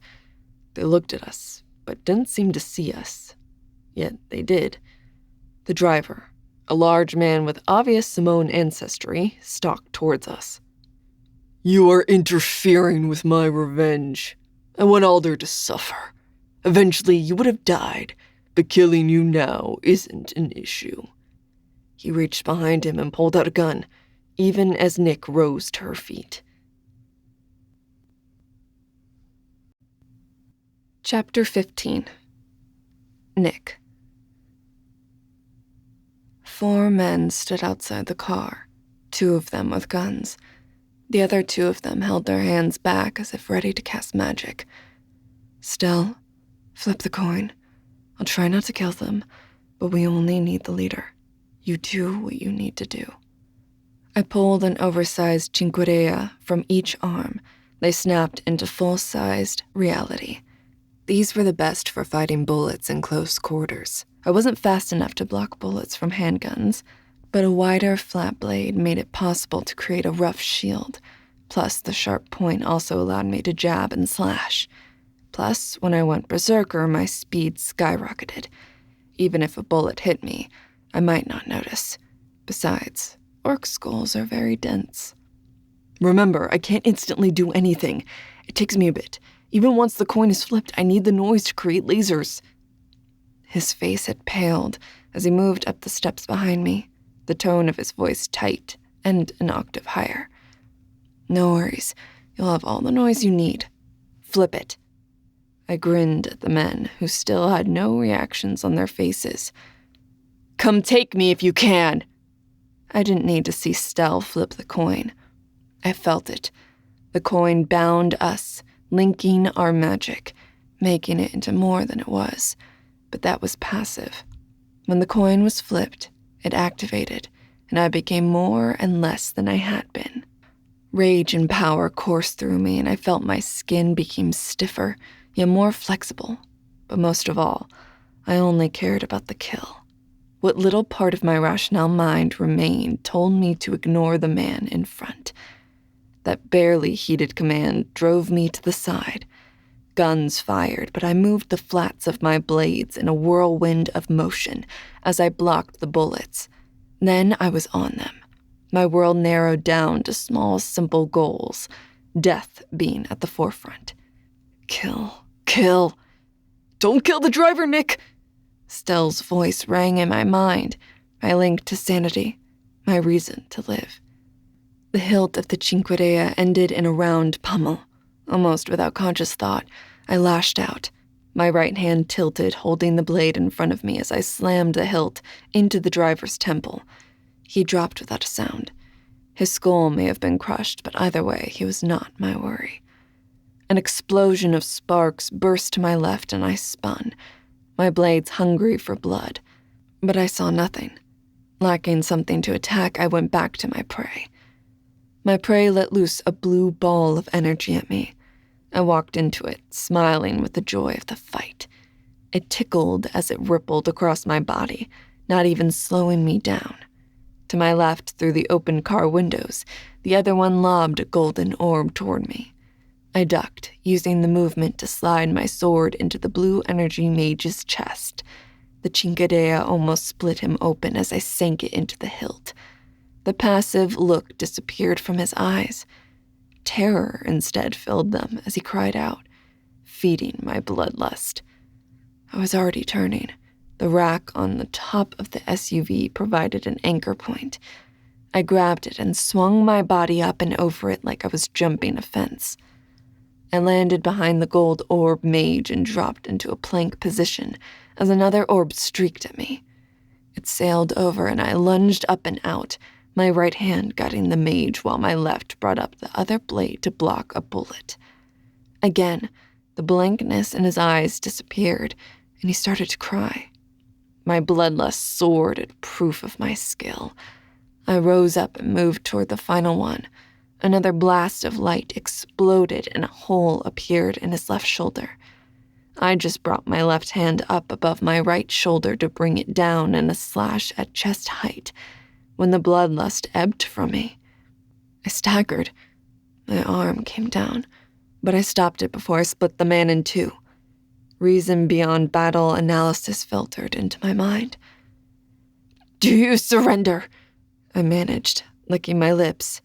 I was suddenly so thirsty. The blank look was still there. There were seeping wounds in both shoulders, with smoke still curling from them. As far as I could tell, Stel had put lasers through the shoulder joints of the attacker I faced. The man tried to lift his arms, but they wouldn't work. After a moment of struggle, the guns fell out of his hands. I slipped one sword back into its spot as a tattoo and pushed him around. With both shoulders burned out, he didn't try to fight. He just stared at me.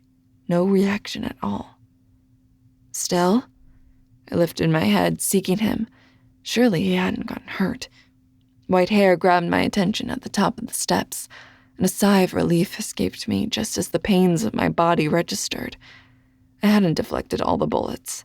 There was a graze across my arm that started to hurt like a hot skewer had been laid across it. Another must have ricocheted down as it was buried in my thigh and oozed blood. A third had creased my skull, but that just barely hurt. It was more of a carpet burn than an actual wound. I pulled him around the SUV and glanced at the two dying men on each side. I didn't know how I felt about that. Those emotions would be dealt with later. I take it there was enough noise? I asked, nodding at the burn wounds as I walked toward him. Amazingly enough. Guns being fired and bullets ricocheting off of swords and cars makes an incredible amount of noise. In other words, it was more than enough. His voice was dry, but his face was pale. Sugar, I reminded him, as I pushed the other man to stand near the driver. One chinquedea still in my left arm. I could hear the rustling of Stel unwrapping candy, and hoped it would be enough sugar for him. Light magic drained him fast. The two men just looked at us, the man I'd captured tilting his head to the side in a slow motion that brought to mind every horror movie I'd ever seen. You are agents of Duo. New ones. It was a statement delivered with zero emotion. If there had been room, I might have moved farther back. These two were creepy, dangerous, scary, and intimidating I could handle. Creepy was new. Stel moved over. Why are you killing agents? A smile that looked more like a grimace stretched up the corners of the man's mouth. I would have gotten to you, eventually. Soon is fine, too. That doesn't answer my question. Why? Stel pressed the matter and would have moved closer, but I held my arm out to block him. I didn't want him within arm's reach of either of these men, even if one was still unconscious. The cold burns, doesn't it? Tell Alder he'll know what it is like to be cold and alone soon enough. Maybe all his past triumphs will keep him warm until I kill him. Just remind him that the cold brings a pleasant death. I won't. The words had barely left his lips when the man blinked and reeled back, a cry of pain bursting out of him. He collapsed to his knees and began sobbing, trying to hold himself and rocking back and forth. The driver began to moan. If part of me was relieved I hadn't killed him. Where am I? The man sobbed, not looking up. I was glad I hadn't let my glamour slip, as I suspected if they saw my orc form, they might go into shock. The man was trying to lift his arms, but the holes in his shoulders prevented him. What did you do to me? Why am I here? It hurts so bad. Please make it stop. He had crumpled to the pavement. His hands patted ineffectually at the holes in his shoulders as he whimpered in obvious pain. Well, I must admit that was not what I expected. However, it does explain much of what has made no sense in this case. Stel mused, staring at the weeping men. It does? I had zero idea what was going on. Stel turned to look at me, a smile of delight on his face. Of course it does. Nyc, you're hurt. He paled and rushed over to me, panic clear on his face. Are you okay? Does it hurt? Sit down. I almost laughed. The pain was annoying more than disabling, but the whine of sirens in the distance told me it would be better to sit and present a less threatening appearance, and it would let me dig out my federal ID. A bubble of excitement rose in me. I'd never gotten to use it before. I'm fine, but we'd better call Alder. This is going to be a mess. Chapter 16. Stel. I had never felt terror course through my veins in such a manner as I did when I turned and saw Nyc standing there, blood dripping down her face, arm, and leg. She died because I hadn't moved fast enough. The thought cut off as I didn't know what I would do. When she had moved, I had pulled on the noise she generated, using it to power my magic. When the coin was flipped, her berserk went all out, stopping at nothing. I could create light, not sparkly disco light, but coherent lasers that could kill. But killing them would have been counterproductive right now. We needed answers. Instead, I gathered the noise to me, taking the sound waves and transmuting them into visible light. At the same time, I moved over to the bushes to make it more difficult to target me. It added a layer of complexity to need to disable the driver in such a way that he wasn't killed, but couldn't kill me. Magic responded, and the sound, now turned into light, flew from my hand as a white missile that missed and impacted against the SUV. It erupted in a shower of sparks that quickly faded. I growled and tried again. I pulled on the sounds of swords banging, grunting, breathing, and the rustles of the leaves, and I cast it again. It was like playing a video game trying to hit something when the controller didn't act the way you thought it should act. Either way, I needed to practice this desperately. The next two bounced off the windshield and slammed into a tree. To my relief, the tree didn't burst into flames, but anyone looking at it would see the burn marks. With luck, it would be interpreted as a random lightning strike.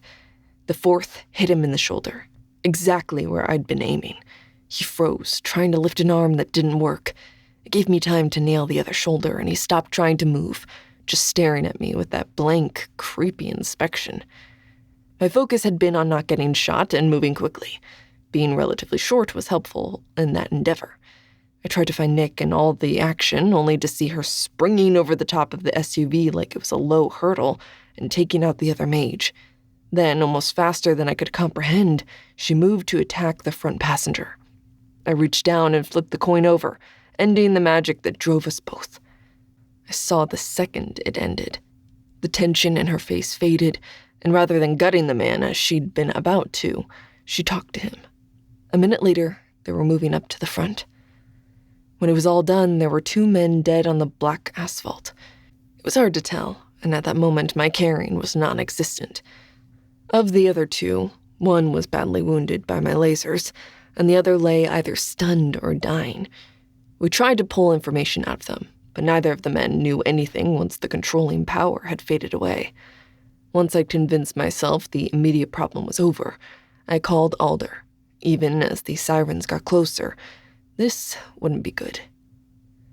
What? I'm going to need some interference with local authorities. We needed to kill 2 people, possibly 3.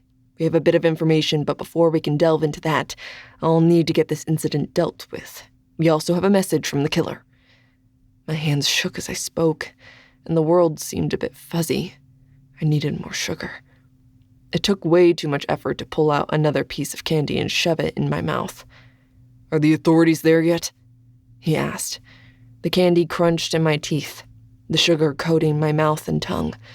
I swallowed, needing more, but I kept my attention on Alder's words. No, another minute. Excellent. Hand them your badges. Tell them it's a Homeland Security issue and an officer will be on the scene to handle it shortly. He hung up before I could say anything. I just shoved another piece of candy in my mouth. I needed to get my blood sugar up fast. The laser had shown me I needed to practice more, but it drained me so quickly. Another minute or two and I might have had issues staying conscious. It worried me, as it was my job to make sure Nyc didn't have to worry about her bloodlust. Alder says get your budge out. My words might have slurred a bit. The candy wasn't hitting me quite fast enough. My vest would need to be upgraded to carry honey sticks. Are you okay? You've gone gray, Nyc said out of the blackness. My eyes had closed and I forced them open, still crunching on another mint. Another 2 and I should be almost human, but I need more. Nyc loomed in front of me, her eyes concerned. I pulled away, rubbing my face with my hands. I didn't want to appear weak, not to her. Yeah, just a drop in blood sugar. I'll recuperate in a moment. I summoned a smile as fake as the magic in most movies. She didn't seem to believe me, but I was prevented from explaining more by the authorities. We sat there an hour, our hands cuffed while we were badgered about what happened. Both of us remained polite but unhelpful as we waited for the promised assistance to arrive. Our badges had been confiscated at the beginning, and I doubted anyone knew what to do with us or the situation. Finally, their captain arrived and explained to them in very many small words, punctuated by profanities, why you don't put people with HS badges in handcuffs. He then informed the officers that the Portland police would hold the scene until Homeland Security's own people arrived. They uncuffed us, returned our badges, and turned us over to the large man that showed up from Homeland Security with something between relief and annoyance. He collected our information in an incredibly ostentatious manner, performing for all the watchers, then shooed us away to my immense relief. I slipped onto the bike behind Nyc, and no matter how much I wanted to sit up and appear strong and unbothered by the last 2 hours, I couldn't. I slumped against her, my hand holding tight at her waist. "Are you okay?" Her voice was low, like speaking to a child. "I'm fine. Just need food and rest. I'll explain everything then." She didn't say a word, just started up that wonderful bike and took us back to the Majestic. I must admit the drive back was a blur of me wavering in and out. The laser was powerful, but I'd wasted too much energy trying to aim. We had to get together more often in practice. "Do you need me to carry you?" Her words pulled me out of my stupor, and the sudden rush of embarrassment threatened to kill me. I jerked upright in the seat, freeing her from what I feared was a very octopus-like hold. "No, I'll be fine. Get some food at me, and I'll be good as new." The smile I forced my face to make didn't seem to convince her. That was understandable. I didn't believe it myself. We got back to our room, and I ordered room service. 20 minutes later, having inhaled a fully loaded baked potato, 3 chicken fingers, and an ice cream sundae, I almost felt like me again. Nyc was sitting there watching me. She'd gotten some food as well, and her wounds had been tended to, though not by me. It was just one more way I was unworthy of being her partner. With a concerted effort, pushed the idea away. "Are you well? The wounds were not serious?" "Nah, an house nurse patched them up pretty quick. I'm tougher in that state. Not invincible, but it takes more to put me down. You must have used up a lot of magic." Her voice was not accusing, but I still wanted to crawl away. I am inefficient at using my magic in that manner. I believe we need to meet up somewhere and practice more often. It is not easy. Nyc dropped her eyes and nodded. "I agree. I'm just worried if I don't have someone to fight, I might attack you. I never forgive myself if that happened." Oh, that had not occurred to me, and it was a valid concern. Yet one more thing to talk to Alder about. That will need to be taken under consideration to ensure neither of us are put in harm's way. I focused back on the matter of hand. "Did you hear what was said prior to the men being released?"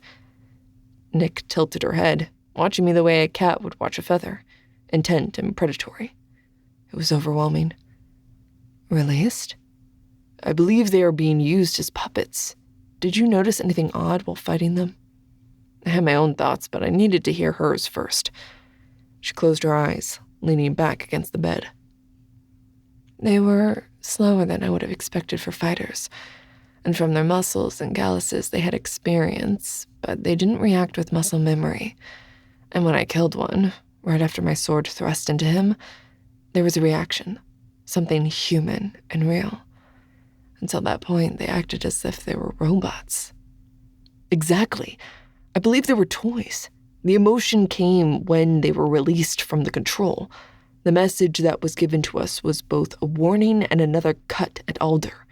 The answer has to be in the messages, clues, as well as the 2 former agents." "So, what do you think?" Her face was unreadable, so I leapt in with both feet. "I think the answer is in the agents that work together. with the first set and some of the deceased agents. We need to talk to someone about the cases and case history, but not over the phone, in person. Nyc smiled at me, and if I had thought I was the prey her smile was directed at, I might have run. That we can do. Chapter 17. Nyc. We were sitting in one of the large back booths of the bar in the Majestic. Alder and Moxie had agreed to meet us there, though not without some resistance. I didn't care. Mine and Stel's life had been put at risk over something I hadn't seen coming. And while I could killing people that were nothing more than puppets didn't sit right with me. We needed answers. Stel looked better with food, though he was still eating chocolate-covered nuts while we waited. I had a large microbrew from the Portland area, something called Terminator Stout.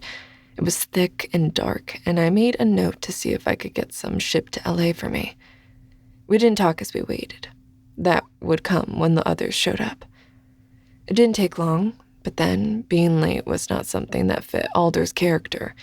The first few times I'd met him, I'd been overawed by the power and confidence he presented. Now, for the first time, I watched him approach through the bar as I would someone coming up to the person I was guarding. He moved with sure power, the clothing he wore, a suit tailored to fit in a charcoal gray, the piercing stare, and then the aura of power that mundanes would never recognize as magic, yet still affected them, created a space around him. The magicals stepped aside almost without conscious thought, and I saw more than one being sink down lower or fade away from sight as they walked through. His reputation was one of power and mystery. The silver hair and strong jaw made him attractive to most humanoids, and from the number of gazes following him, he could have offers of beds before the night was over if he wanted. Moxie, on the other hand, almost faded into the background. Her dark hair was in waist-length braids today and secured at the back of her head. Her clothes screamed, "Look away, nothing to see here." But I watched her eyes, and they were not meek or mild.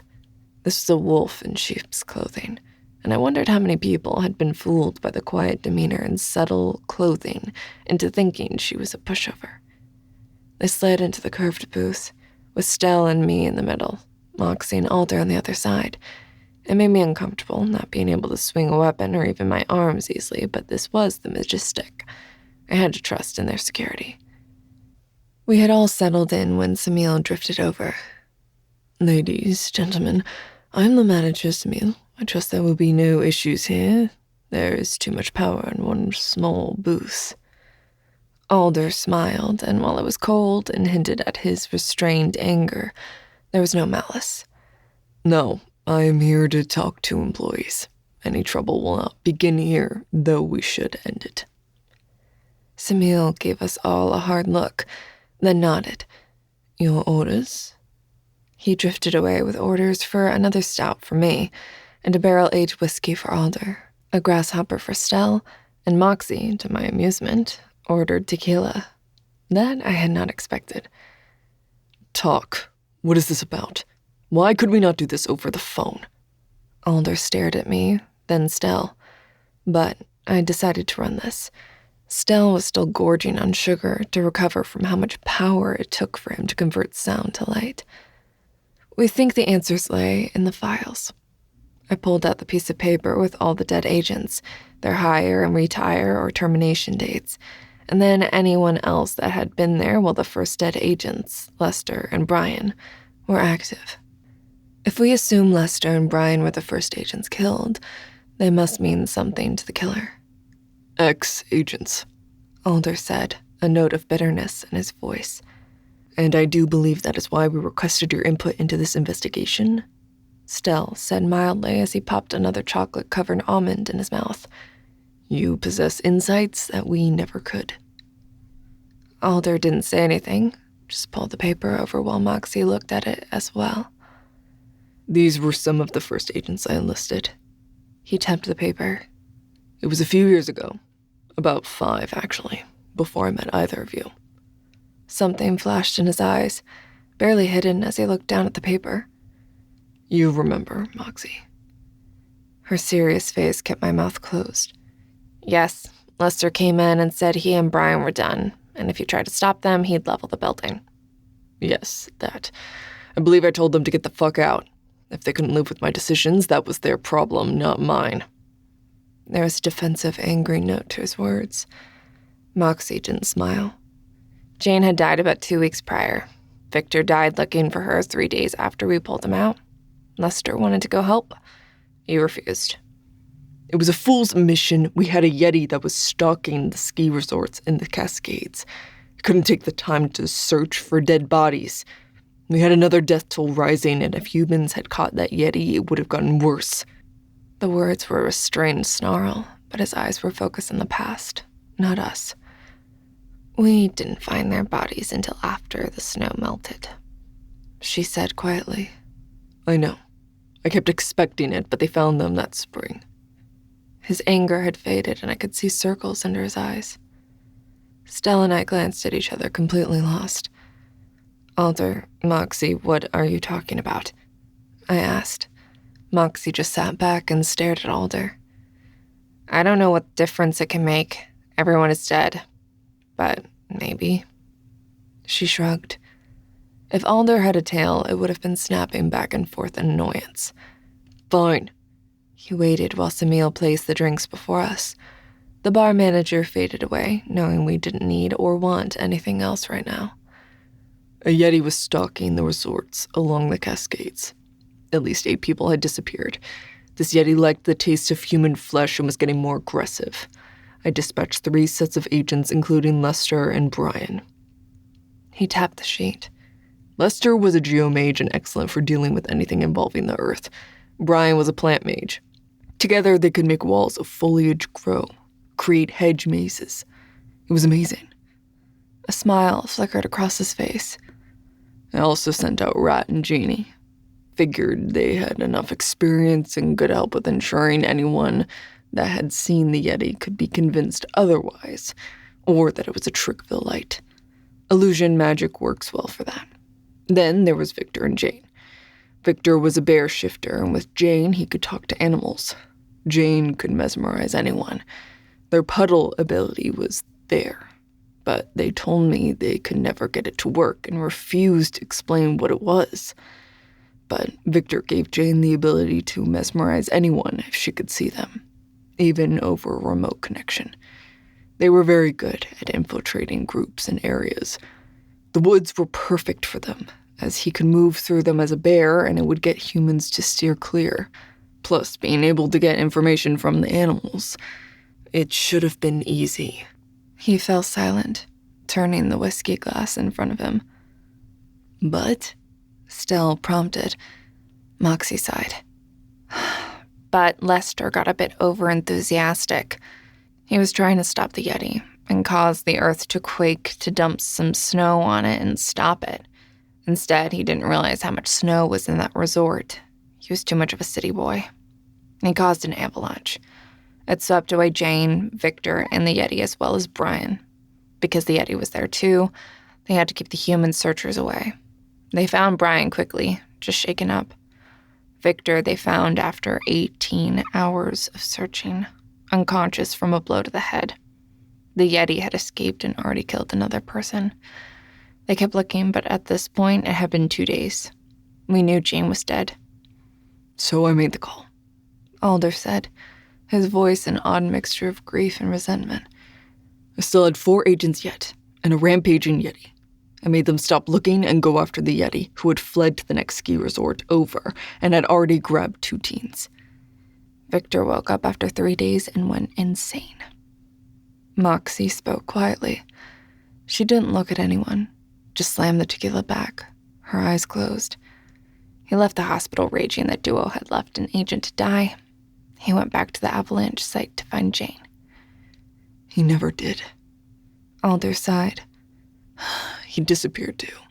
The others finally found and killed the Yeti. I kept tabs on the area. When the spring came, I received reports of 3 bodies found. A man and 2 women. I let it be, not wanting to sweep in and stir anything up. One of them was probably a Yeti victim. The other 2, Jane and Victor. He downed what was left of his whiskey. He raised his hand, and in a minute, Samil was there replacing all our drinks without a word. Then he faded away again. Huh, I said, staring at the list. I take it Burrell and Mariah were agents at that time, too? Yes, as were Jeffrey and Mark. Emily wasn't, though, so I'm not sure. Moxie fiddled with the lime sitting next to her shot of tequila. Did they have family? Could it be a revenge thing? The story sounded tragic, but if everyone was dead, maybe it was just a coincidence.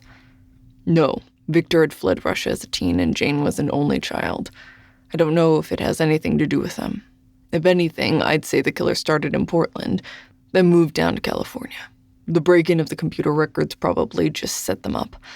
They may have mapped out the kills as they traveled through the U.S. Alder stared at us, his face flat. Then Emily was just an opportunity kill? That would be my guess. This is the wrong path. It is someone with some ties to Duo, but I don't think it has anything to do with that incident. That was just bad luck and people taking it personally. His voice indicated the matter was closed. Okay, thank you. We'll keep looking.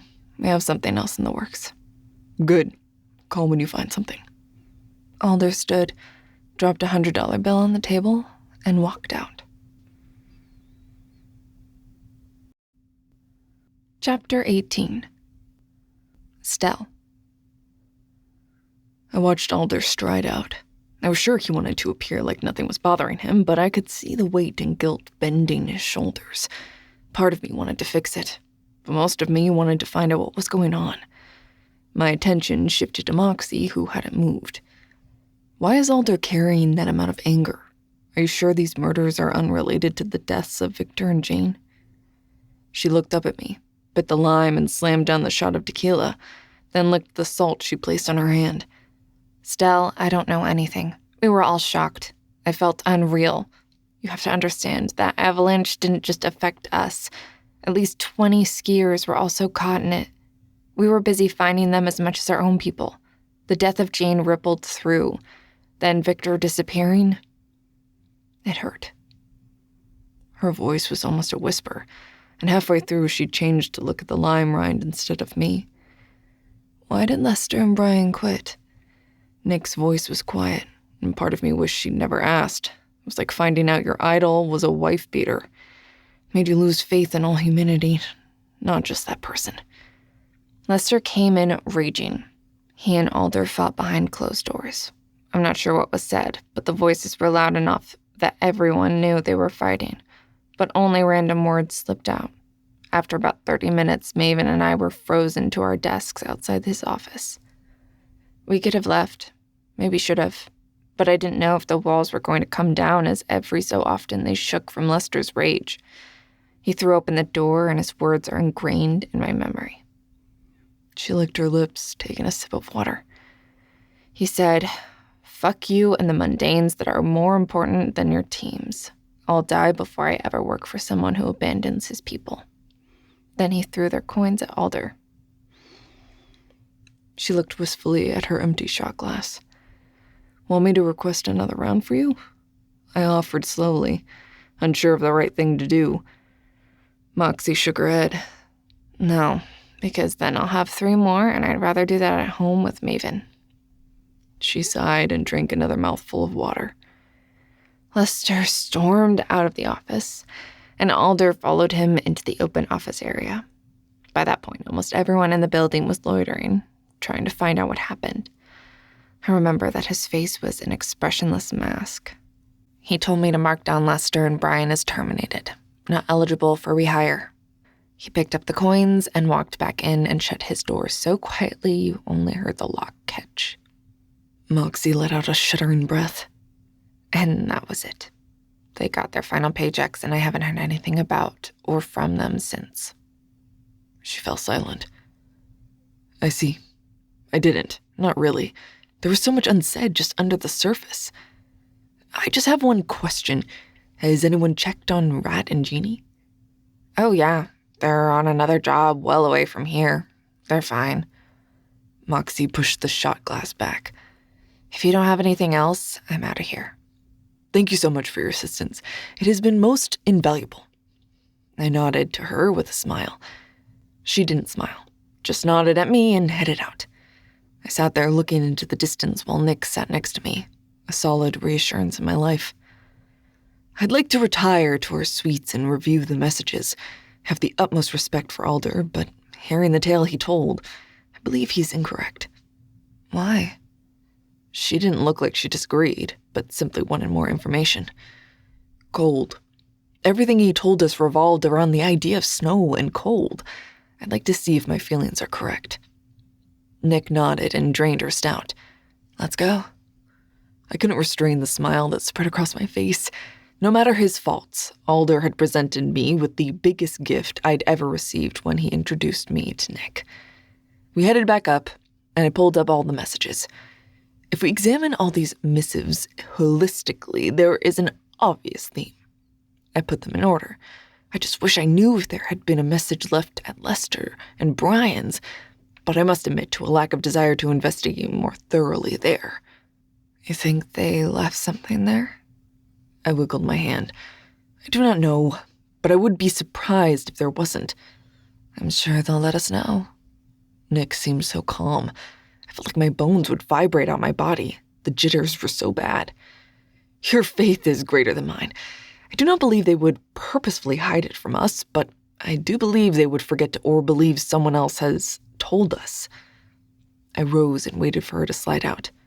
But until they finished processing the scene, we must act as if there was no message. Nyc nodded as she rose to her full height above me. A smile teased my lips as I realized how much my stress always vanished around her. We started to walk, and I, my mouth running away in her presence, started to talk. The messages are too pointed and imply a person deeply angry about something, but I want to review them before I push too hard on this. You think Rat and Jeannie are the key? Nyc asked. No, but I think they might have been part of who this person is targeting. But I have a feeling we will be able to guess who the next set will be. I stepped out of the elevator as we talked. Majestic's elevators were always fast for me. Show me? I pulled up the list that the hacker had gotten access to. Look, this list, which Moxie admitted was an old one, only has about 30 people on it. Of them, 7 are dead, and Lester and Brian weren't on it. I tapped on the list. If I'm right, he's going to keep spiraling away from a central point, here or near here. That means the next one would be... She tapped the paper. Salt Lake City. Nyc breathed. Does that mean Alder or the twins? I tilted my head, then shook it slowly. Assuming the notes are accurate, he wants Alder to suffer, and watching everything he's built fall around him would be the best way to hurt him. Killing him would end it too quickly. So, who do you think it is? I think it is a pair of agents. The powers are too different. The question is, are their identities found on this list or this one? I tapped first the one the hackers had stolen, then the one with everyone. And are they living or dead? I glanced at the list with everyone inside. I think we need to talk to the terminated agents first, as they are the smallest group. Other than Lester and Brian, there were only 2 other terminated agents, each with a deceased partner, which implied a great deal as to why they had quit. But why terminated and not retired? That was the question. Looking up at Nyc, I frowned. You realize we are airing a lot of Duo's laundry and digging up skeletons, right? She shrugged. I don't care. As long as nothing happens to you, we can take anything that Duo or this killer throws at us. The heat that flushed through my system was hot enough I felt like I might melt. Let's look at the notes and see if my suspicions are accurate.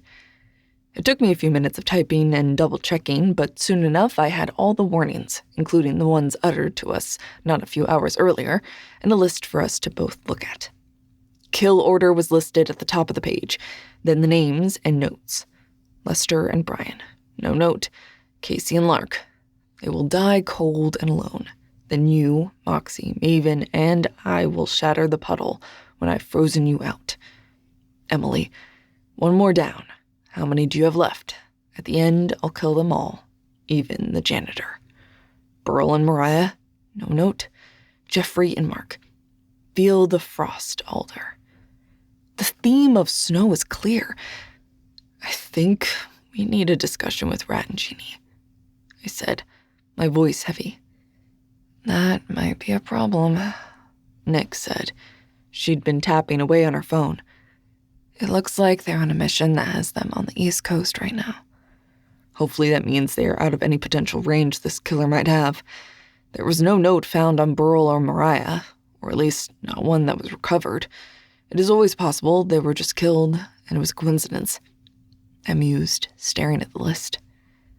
Maybe Valencia has something for us? Nyc offered. I hope so. Otherwise this might get even more complicated, as we don't know who the actual targets are, or why. I didn't mention that it wasn't impossible for this to be multiple people, though that seemed more unlikely than most options. Nyc's phone rang, jarring us, and she glanced at me. It's Valencia. Excellent. She answered as I sat back, my eyes lingering on the words on the screen.